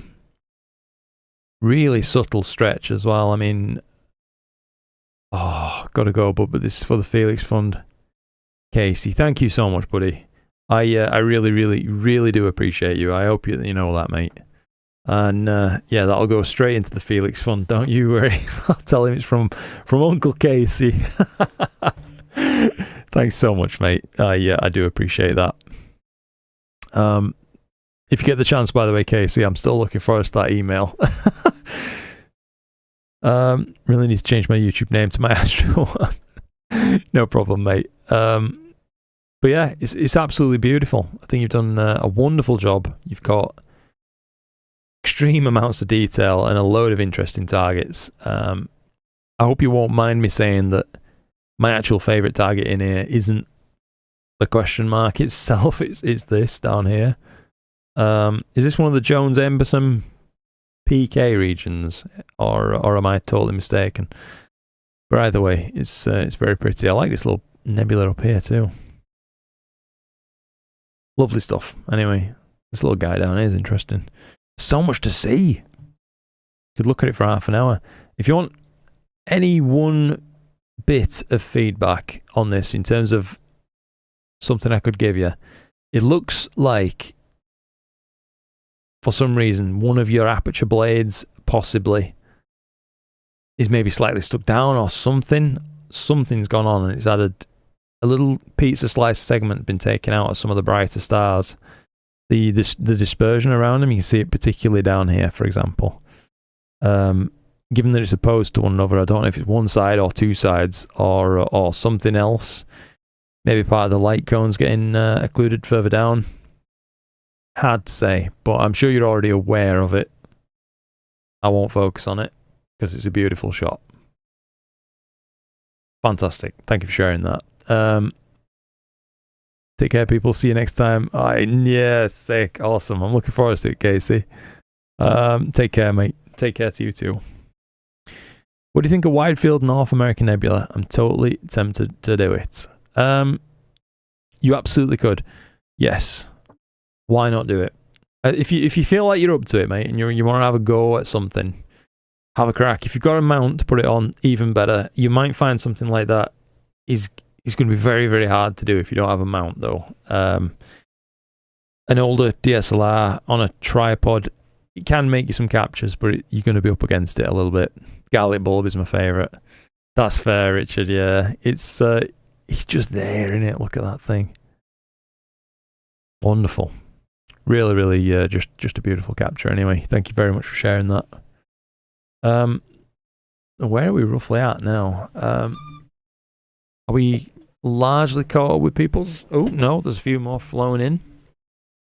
A few more from Para. Astro Bolisa. Okay. Scoutwatcher Quattro 150p. 585 MC 170 90-second subs. UVIR cut filter. And some HA03. JRS77 YouTube chat. Got ya. You should see the full res one, and yeah, my stars have always looked like that. Kind of like it though, gives it case. Fair enough, Richard. Yeah, fair enough, mate. Yeah, I can imagine the full res is probably bonkers if that one's as good as that. So, what you like Garibaldi's? Well, we have talked about biscuits on this channel before, and I'm going to be honest with you, mate. A Garibaldi, someone ruined it for me. They said they look like dead fly biscuits, and they kind of do, but they're really tasty, man. It's such a nice biscuit. Anyway, I digress. JRS77's M33. Let's give feedback. So, loads of nebula has popped up on this. So your integration with the narrowband has worked wonderfully. I want to say that right away. I think overall it looks quite natural in terms of the plane of the galaxy and how that's portrayed. Seeing, obviously, it looks like the background is very nearly, if not possibly clipped to black in some regions, like here. This looks just slightly above the floor, but not much. Feedback I could give you is maybe just slightly brighten that background to better place the galaxy. Perhaps a slightly more aggressive crop along the bottom. You can see some deep noise there from where stacking artifacts have been left in. Not that important, but I'm just bringing it up because it can make the rest of your processing tasks harder than they need to be. Other than that, I think the galaxy could stand a touch of saturation, you know. I really think it could take it. I like it though. All in. Thank you very much for sharing that. I hope that's useful, actionable feedback for you. Not the effing Garibaldi thing again. It's Bourbons every time. Yeah, well, I know, mate, but there are people out there who like Garibaldis. It was you, Derry. That's it. Yeah, dead fly biscuits. Oh man, yeah, absolutely destroyed me with that one. They kind of do though, don't they? I mean, we've searched for it before. Garibaldi biscuit. But yeah, I mean, Derry said it, and now I can't not see it. It kind of looks like mashed up dead flies. Oh, I'm gonna have to eat them with my eyes closed, mate. They're that nice. Anyway, Para StarS50. Look at this thing. So, don't know if you're still in chat here, Adrian, but 952 20-second subs. PixInsight and the RC Astro plugins. So to put this into some context for you, that part there, PixInsight and RC Astro plugins, cost all in basically more than the StarS50, or just about equal to, I think, is probably in this day and age. So it's no small investment. And then there's the massive time investment to get yourself up to speed with that program. Because again, I'm just going to try to be real with you to measure your expectations. It ain't that easy to get started with PixInsight. It's not insurmountable, and I'm sure you can absolutely do it. But it's not like a just give me 20 minutes and I'll have this thing sussed kind of thing. It's a pain in the arse to learn. StarS50 though, mate. It's beautiful. yeah, thank you for sharing that. Para, of course, appreciate that one, mate. You are still there. That's good to hear. Can't see it. Yeah, you've destroyed me with that one. Love some feedback on my recent images, Luke. If you have a chance, of course, Kieran. Yeah, mate. If you're still about, once I've just looked at these last couple of images here, just I'll search for your name in Discord and we'll take a look at them, mate. If there's anything you want to see. So this is another one from Para. 3,500 10-second subs. Wow. So that's just shy of 10 hours now. Yeah, it is. In Altas mode, 3,500 20-second subs in EQ mode as well. Holy heck. This is 30 hours all in. Seasize 50. All the plugins. But look at what the time's got on him. Obviously, again, Para knows what he's doing with Pix Insight, so he's been able to bring the best out of this data from a very humble telescope. Do you know what I mean? But it can do so much if given the chance. So, yeah, the sky's the limit, mate, with it. You can make some really wonderful captures. I appreciate you sharing them, Para. I think that's it's good to see, you know, what can be done with one. Another S50 enjoyer. Yes, mate. Does anyone know what camera settings I should use for my Canon? Good question. For your Canon 20, I'm just trying to think now. I seem to remember back then you might be more looking at 800 or 1600 ISO. Being the right setting to get your read noise levels down. There is a website you can check these out on, actually. It'll let you know more about the read noise and what the recommended ISO is and things like that, but I can't bring it to memory for some reason. One of my first real attempts with the Quattro 150p and 585MC processing serial and touch up in Affinity Photo. Went a little too aggressive with the black point. That's fair, yeah. Awesome. Well, if it was one of your first real attempts, I mean, crikey, wonderful shot. But yeah, let's just check this one out from Corbett, SQA55, 585M. Got hiccups now, randomly. 4 hours of RGB, 2.5 hours of HA. So much nebula. Holy moly. Nebula for days in that one. What the hell? It's like it's out of balance. I mean, I love it. I like what he's done, but it's out of balance. There's not enough RGB to support that amount of nebulosity showing through. So yeah, that would be one major point of feedback for you. I'd say you need more time on RGB perhaps, or I hate to say it, lessen the stretch very slightly on the nebula, but no, I think you've stretched that correctly. It looks lovely. It's just the RGB's lagging a touch. Anyway, star shape size is good. Color is tinted green, sadly. All of them are tinted very slightly green for me, are the stars. And there is a bowl gradient kind of thing. It's like darkest in the center, lighter along the sides, and top and bottom. So some remnant gradient to deal with. Nothing too aggressive, I would say. It's all manageable. But yeah, all in all, very interesting shot nonetheless. Excuse me for yawning at you. We'll have to go shortly, chaps, as it is coming to that time where I need to change my my boy's nappy. But by the way, that Crescent Day took a whole day to stack 32 gig DDR4, Ryzen 7 5800X3D, and a 4070 Super. That's ridiculous, mate, isn't it? My God. Deep investment in money and time, if you're passionate, it's fully worth it. Do understand it'll take tons of time editing. Yeah, it's loads. The good thing with C-Star is, though, I will say this, it's built-in app. It can auto edit images for you. Honestly, not that bad. So yeah, if you find yourself like you're really interested in taking some shots of your own, and you want a good place to start, mate, I cannot possibly stop you from going for the S50. I think it's a great point to start, to be honest with you. So yeah, remember Kieran's, absolutely, that's where I was just coming to, actually. Kieran, wait, Keir. Huh? What's going on? So can't use that for searching for some reason, can I? Ki.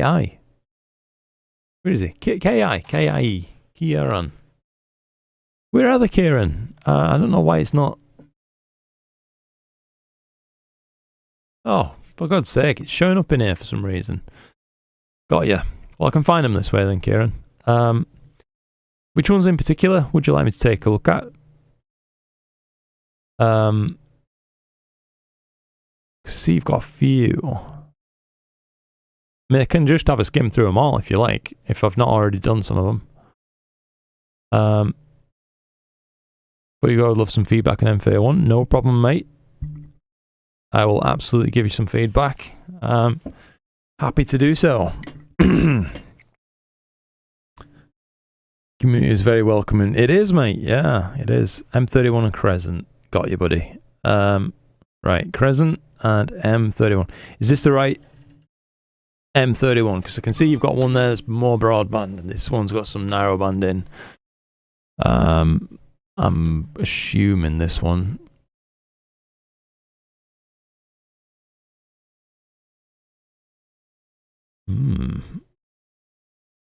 Okay.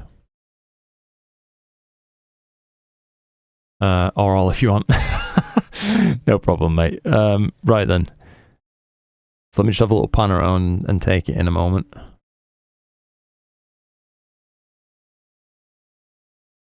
Right. So, I like it. I'm going to say that right away. I think your black point is skirting being like crushed. It's not. I can see that it's not crushed. But it's bloody close. Which yeah, not sure about, but there's some lightning in the top left corner. I can see that, so maybe you were trying to get rid of some of that gradient. I don't know. I think much of your stretching that you've applied to the galaxy itself is very, very well done indeed. I think you've done a wonderful job on that. It's not overdone, it's not underdone. I think it is in the Goldilocks zone. Overall, yeah, I'm well on board with the level of stretch that you've applied. I feel like some green has crept in. I will say that, Kieran. Not loads, mate, but just like a little, particularly around these outer extents, here, up here.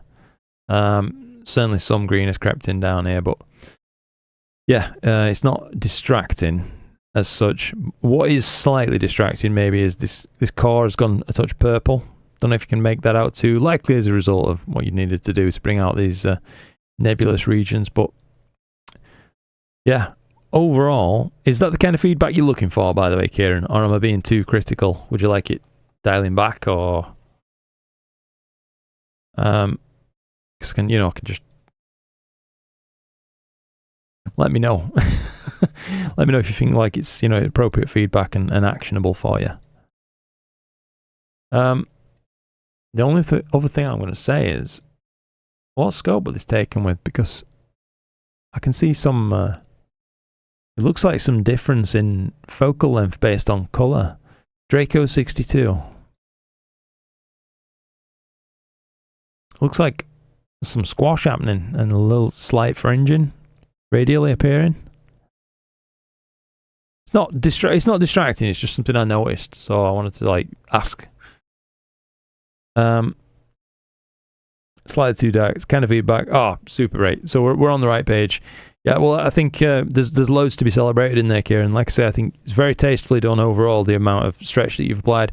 Particularly, I do like the fact that you've managed to bring out these bluish white arms up there. You don't see that on everybody's image, and I love to see it in images of M31. So yeah, there's loads to like. So I hope that is useful, actionable kind of feedback for you. yeah, good stuff. Let's just check out your crescent as well. Crescent and surrounding area. Same scope, Draco. Excuse me.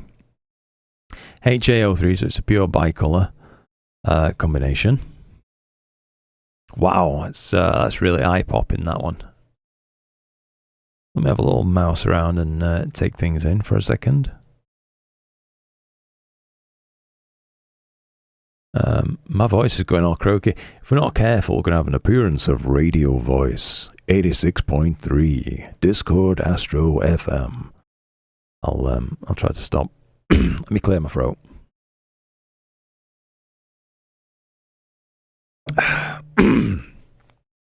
Sorry about that.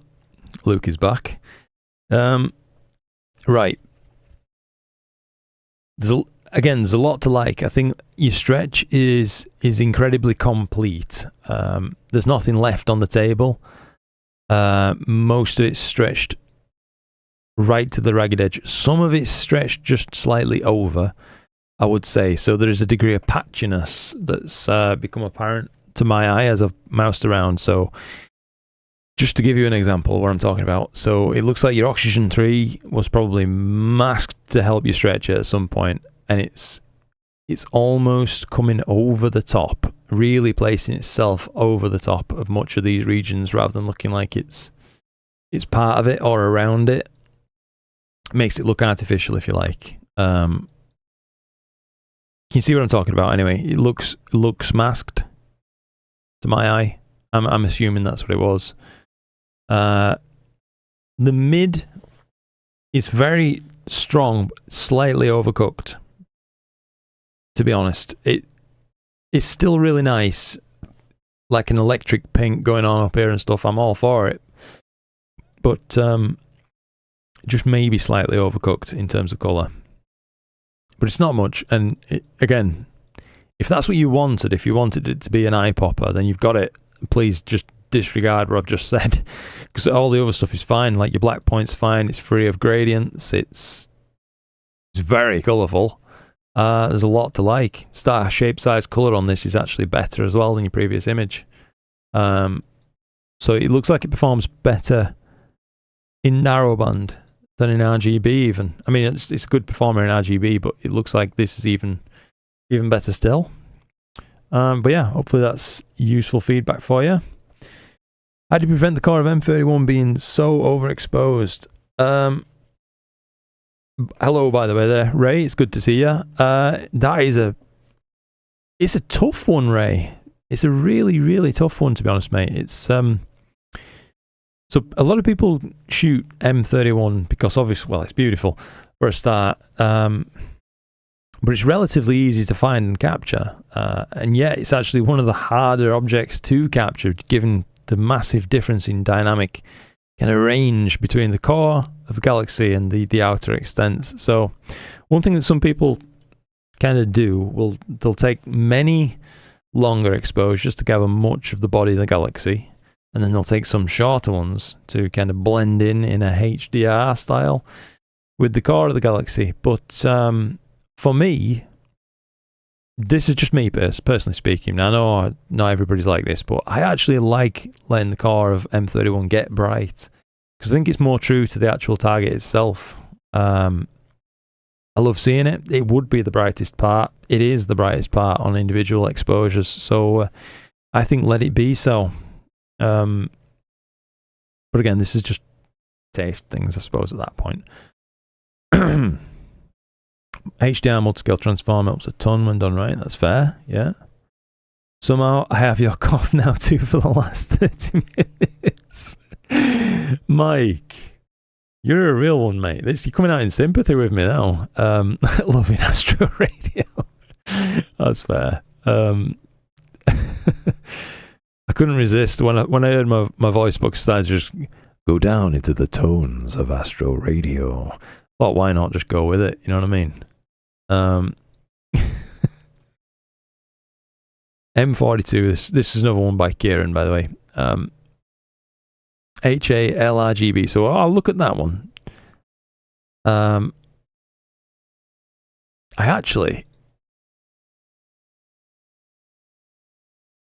Dare I say it, Kieran? I don't know if you're still listening, or if you've blocked me and banned me due to my brutal feedback, which I'd understand. Can I say that I prefer your LRGB over the HA LRGB? It's nice. Don't get me wrong. But there's just something about that one that appeals to me a bit more. I think it's really quite pleasant. Again, it's not overly like in your face. It's not overly stretched or anything, and yet it's a complete stretch. We can see a lot of subtle details coming in. The faint stuff is making itself known in there. Some nice colours flowing through.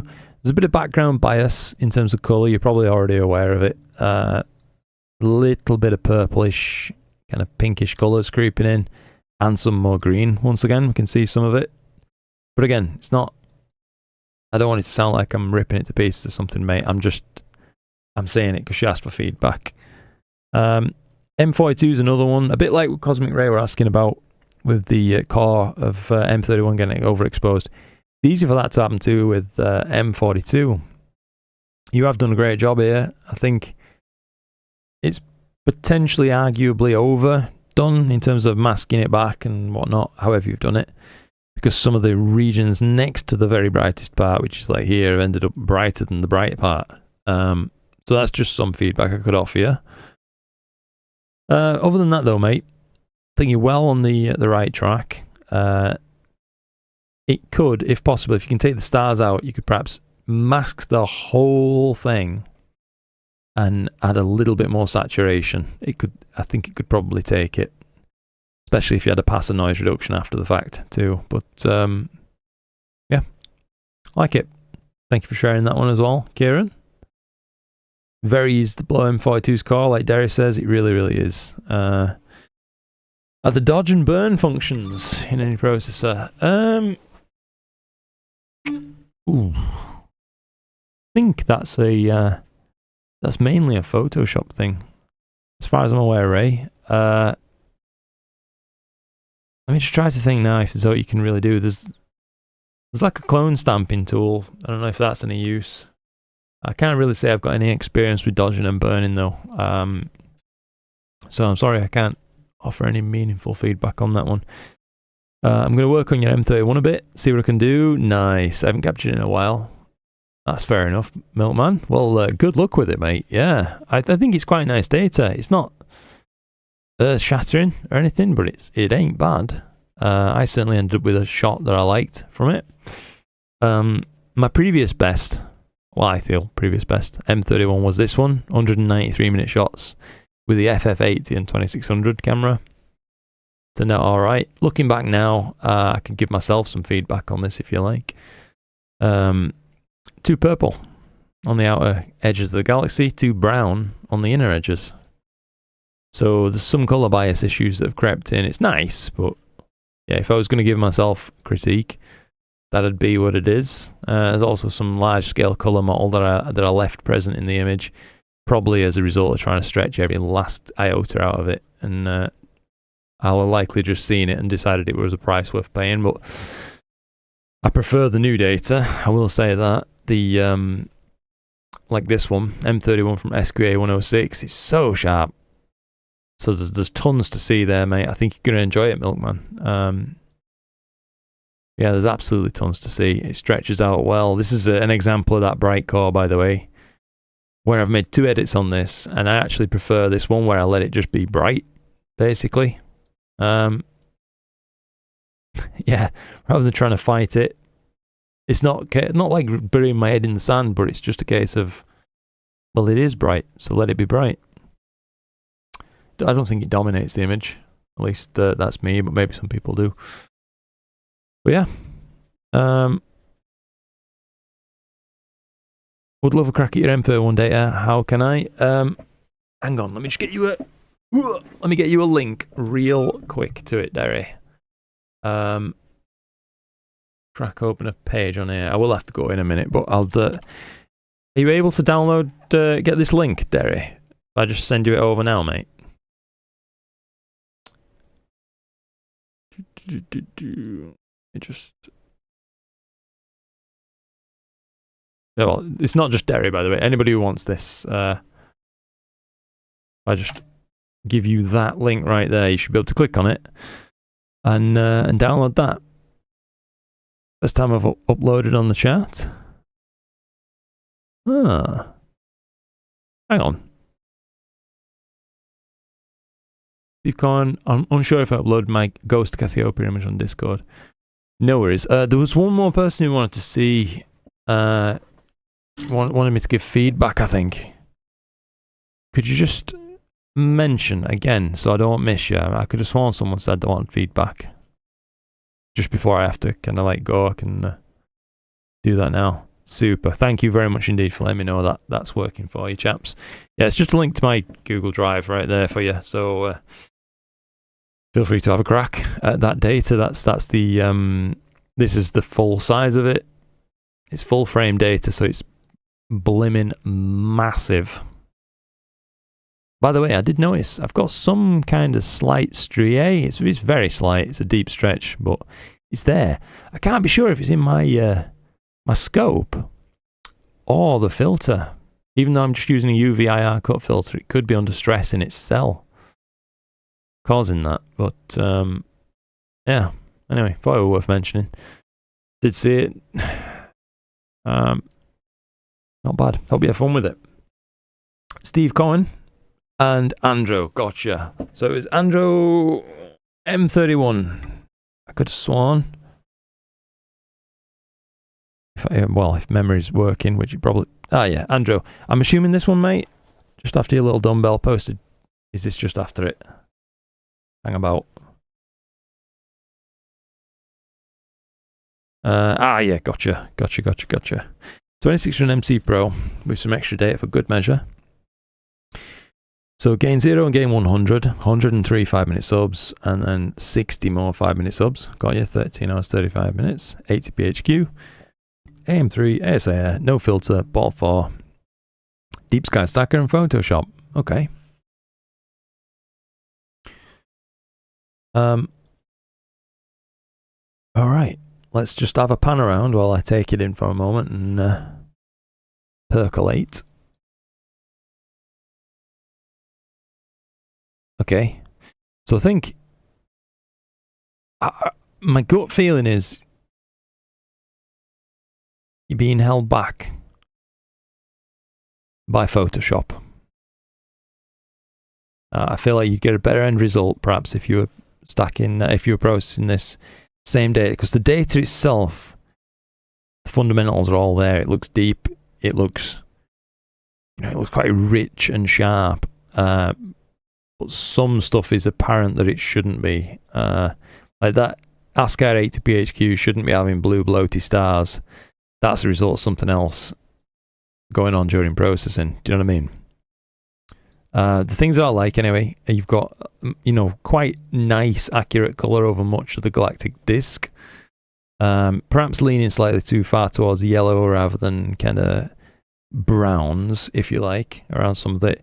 Core is definitely tilted towards green over any other colour, which is a tad distracting, but it's not, it's not the end of the world. Your background is mostly a neutral colour, but it does look slightly tinted towards like a purplish tone to my eye overall. Like a purplish tone is the dominant one. But yeah, star shapes are good, but size and colour is off. Given the the sharpness of the rest of the data, we can see cluster regions in the spiral arms of M31 which indicate that you're in good focus.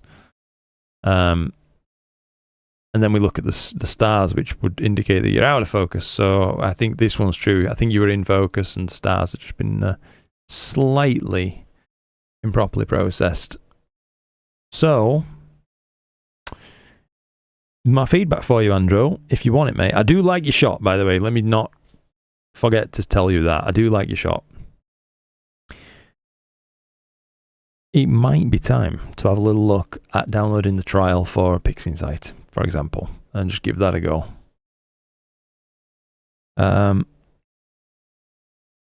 Just uploaded my image. I absolutely will do that for you, Steve. No problem at all, buddy. By the way, Steve, I could have sworn you told me were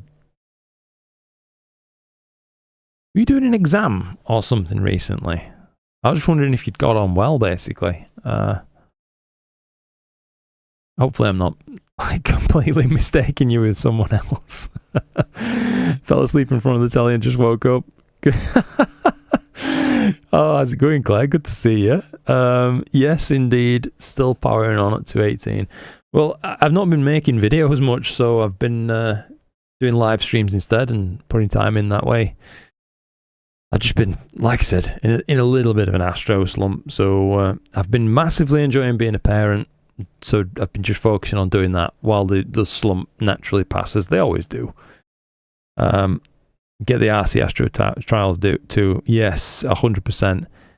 And if I might be so bold, if my feedback was useful today and you wish to support the Luca Matigo Astro channel, please check the link down below. And you could have a look at my affiliate links, basically. At no extra cost to you if you wanted to show some support.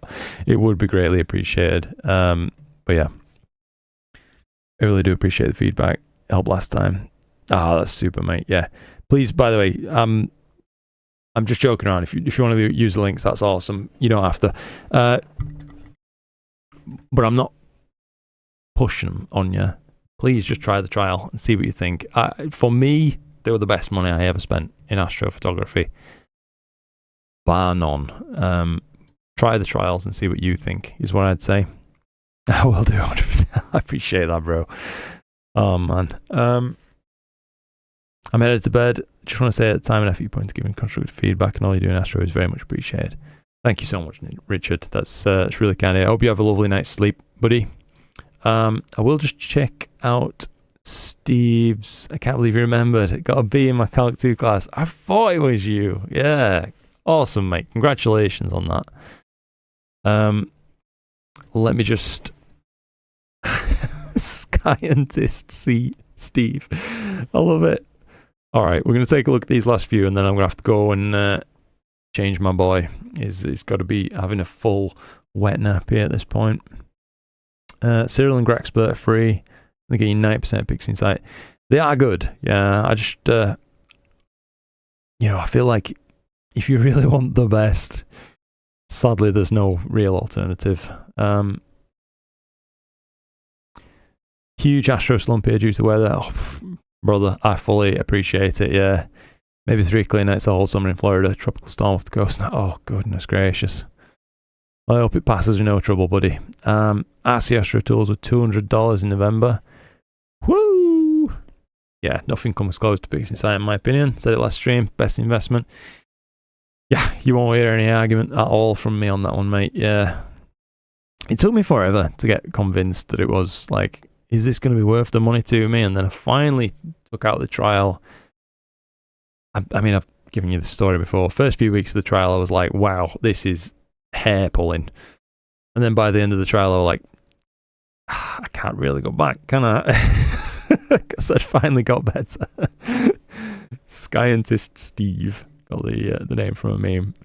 No worries, dude. We're going to take a look at that one for you right now. Smooth one. Ghost Cassiopeia with my new SV48P 102 f5.9 Achromat. So it's an Achromat. Okay. So, are you looking for feedback on this, by the way, Steve? Because I like the framing and all that. Straight away, I just want to say that to you. But I can absolutely give you feedback as well, if you would like it. You've managed to upload this in high quality, by the way. Like I can really see into the image, rather than it being dominated by like post-upload noise and stuff and compression. Okie dokie. So I'll give you some feedback then, Steve. Colouring, I think, is most of the way there nice. I do actually quite like the gold on the head of the ghost right there. I think that's tastefully done. And this segment of blue right here, it's coming through nicely. Now the background is biased towards purple. The whole thing is biased towards purple. In fact, it's not just the background. It is kind of prevalent over the whole thing, like a veil of purple. So that's something that could be removed from the image with a little bit of work. I'm seeing some artifacting around some of the stars, as well as them looking a little bit orby, for want of a better term. I keep having to come back to that term, but they look a little bit like soft orbs. And some of the other stars have been kind of pushed the wrong way, so now they're like pinpricks of light as well. Which the two don't go hand in hand on the image, is all I'd say. So some work on your stars, some work on your background coloration. Mostly you've got the image gradient free. I can see maybe a fractional lightning here and here, but it's no big deal. Don't focus on it too much. But that'd be my main like homework points for you at this point, if you would like. If that's the kind of thing you were looking for, anyway, Steve. I hope that's useful for you and appropriate and actionable. The only other thing I can say to you, I feel a little bit like I'm looking through a microscope at bacteria or something. There's kind of an irregular mottle that's not in the same scale as the noise on the image. Do you know what I mean? It's not correlating with it, but somehow crept its way in there. Kind of odd. Hopefully you can see and you can know what I'm talking about, but if that's something that's crept in at some point, it'd be worth identifying what point of processing that happened and, you know, scaling back on whatever caused that, because it's mildly distracting, is all I'd say. But yeah, there's a lot to like. I think your framing is good, your colorations is really getting there. So yeah, thank you for sharing that, Steve. Hopefully that's useful feedback for you. As an SHO rendition, only 11 hours. Thinking I need another 11. Okay, it's hard processing in Acromat, but I'm working on it. 100%. Yeah, I can only imagine. So,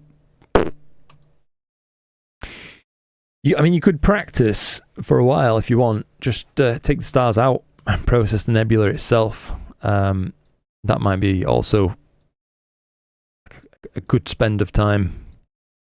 But yeah. Good on you, mate, for trying to use something a bit different. Oh, Mike. Blimey, mate. That's massive support. Bloody hell. $50. Thanks as always. Great stream, everyone. Thank you, Mike. Blooming heck. I really, really, really appreciate it. I hope you know that I mean that, mate. I really do. Thanks for feedback. No problem, Steve. Please don't feel like I'm piecing your image up, by the way, or anything like that. I promise you, I never, ever, ever want to do that. All I want to do is try and help you achieve what you want as best I possibly can. Mike the Legend, indeed. Yeah, indeed. Yeah. Oh man, can't thank you enough. You're so kind, Mike. You really are, mate. Very touching. I will just try to finish these last couple. 150 5-minute subs. That's some data. That Rob. Oof. On the heart with the Redcat 51 and 533 MC Pro with the LXtream. SETI Astro scripts in PixInsight. Okay.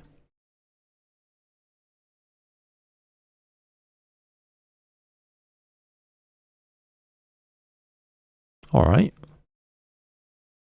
So, feedback I can give you on this. Obviously, it's a non-standard palette that you've gone for. I feel like, for me, back after YouTube crash, yeah, Mike, if you missed, mate, I'm just genuinely, I was saying to you, I hope you know how much I appreciate the support that you give. It's enormous. It really does mean a great deal to not just me, but to my family as well. You know, truly, it does.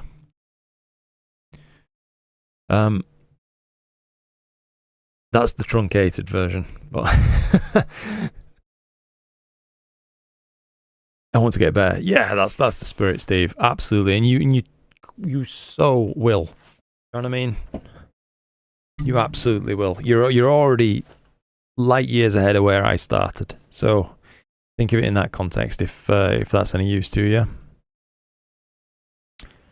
I said that to someone else actually earlier tonight who was a little bit down on his image, bro. Like, mate, your images are just tons better than when I was getting started, so don't sweat it. You are up against it. You're having a challenge there, Steve, to be honest, using an achromat. It ain't gonna be easy. But anyway, sorry, to give Rob this feedback on this this image. There's a slight green bias to the background with some blue mottled areas, so I'm like mousing around. Hopefully you can see on the stream what I'm talking about. The squirrely, they're around, but not overly distracting. It's just a slight bias that I can see. The kind of salmony pink, I'm not sure I'm a massive fan of, but also I can't really argue against it too much. If that's the colour you wanted, then that's that.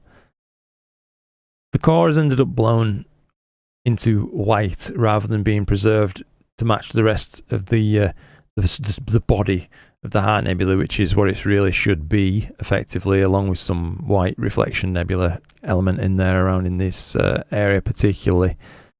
So something's gone wrong during processing slightly there, and on here this also should be the same colour as much of the rest of it. So I'm assuming it's a masking issue that's crept in.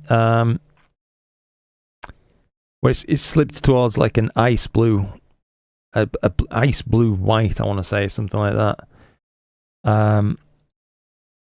So yeah, that would be my feedback for you, Rob. If you wanted to have another stab at that, I think it would be time well spent, because the data otherwise looks good and sharp and deep. I think your depth of stretch is great, by the way, so this is the positives.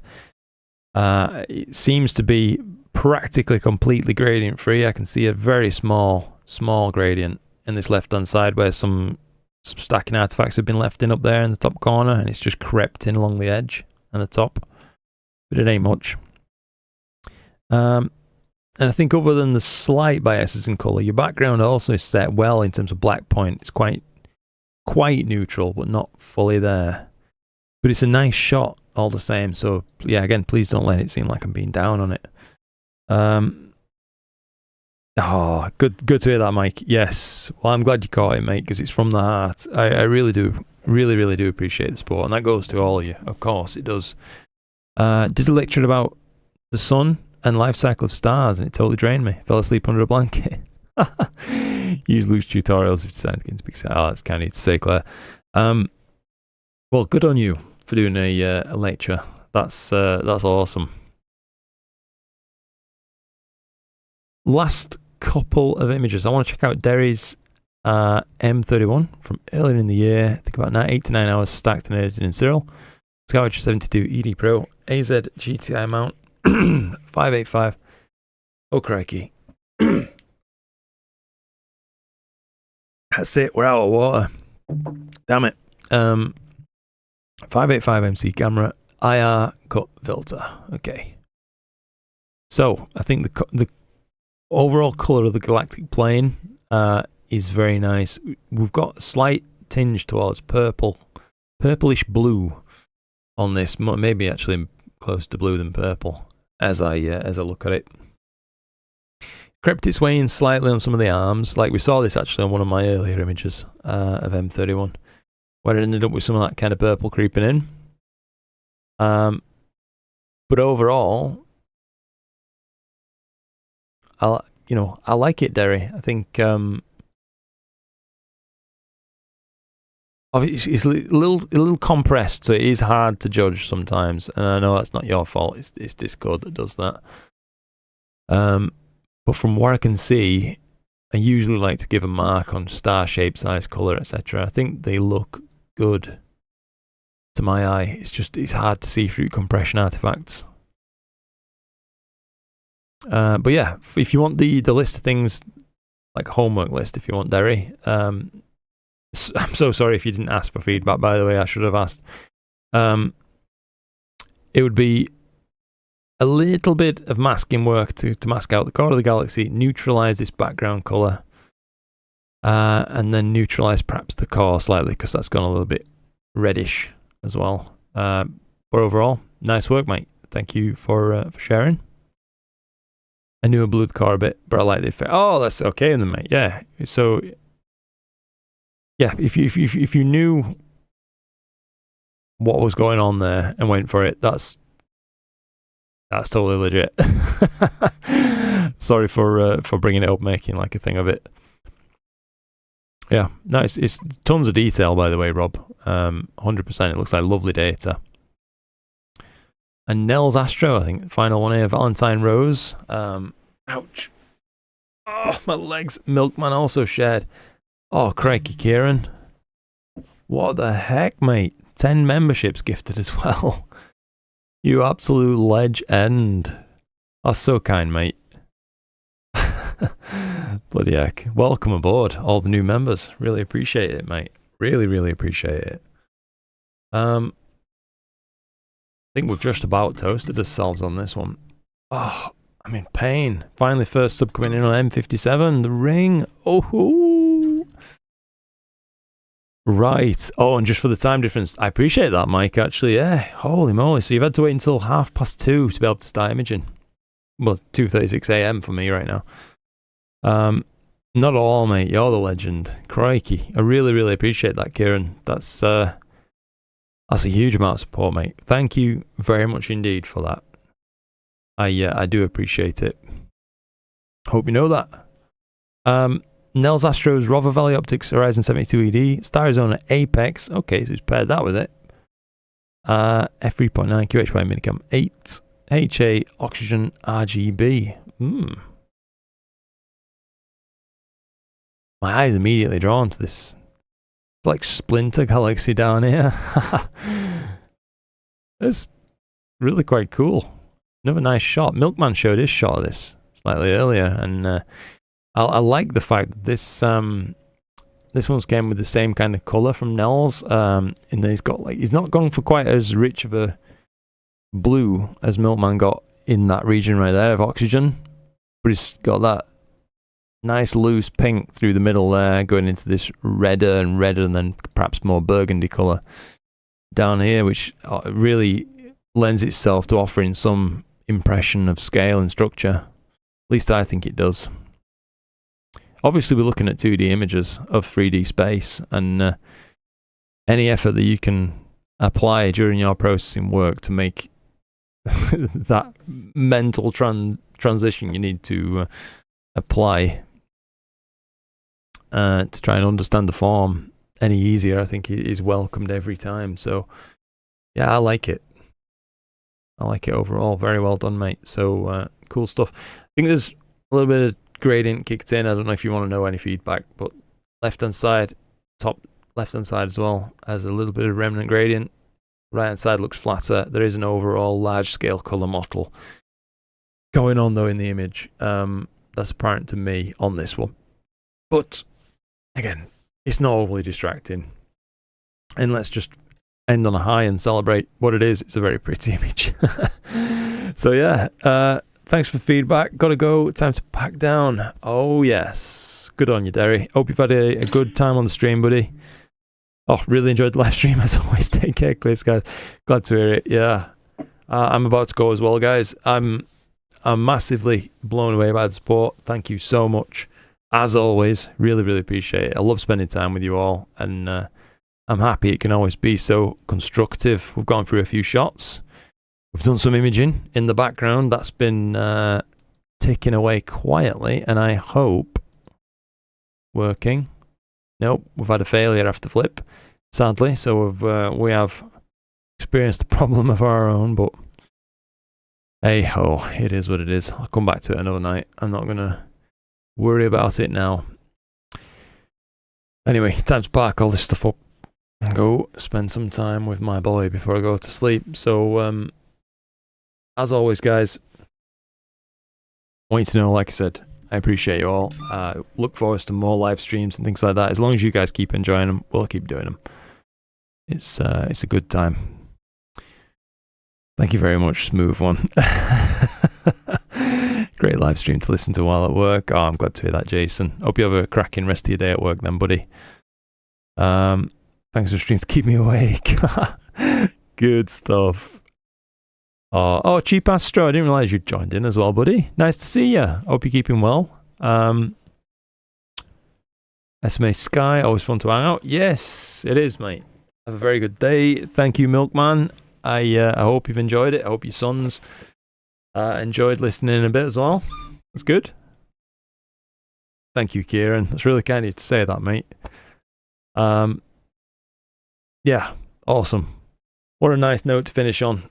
My heart is touched. Thank you all so much for being a bloody fantastic community. I love you.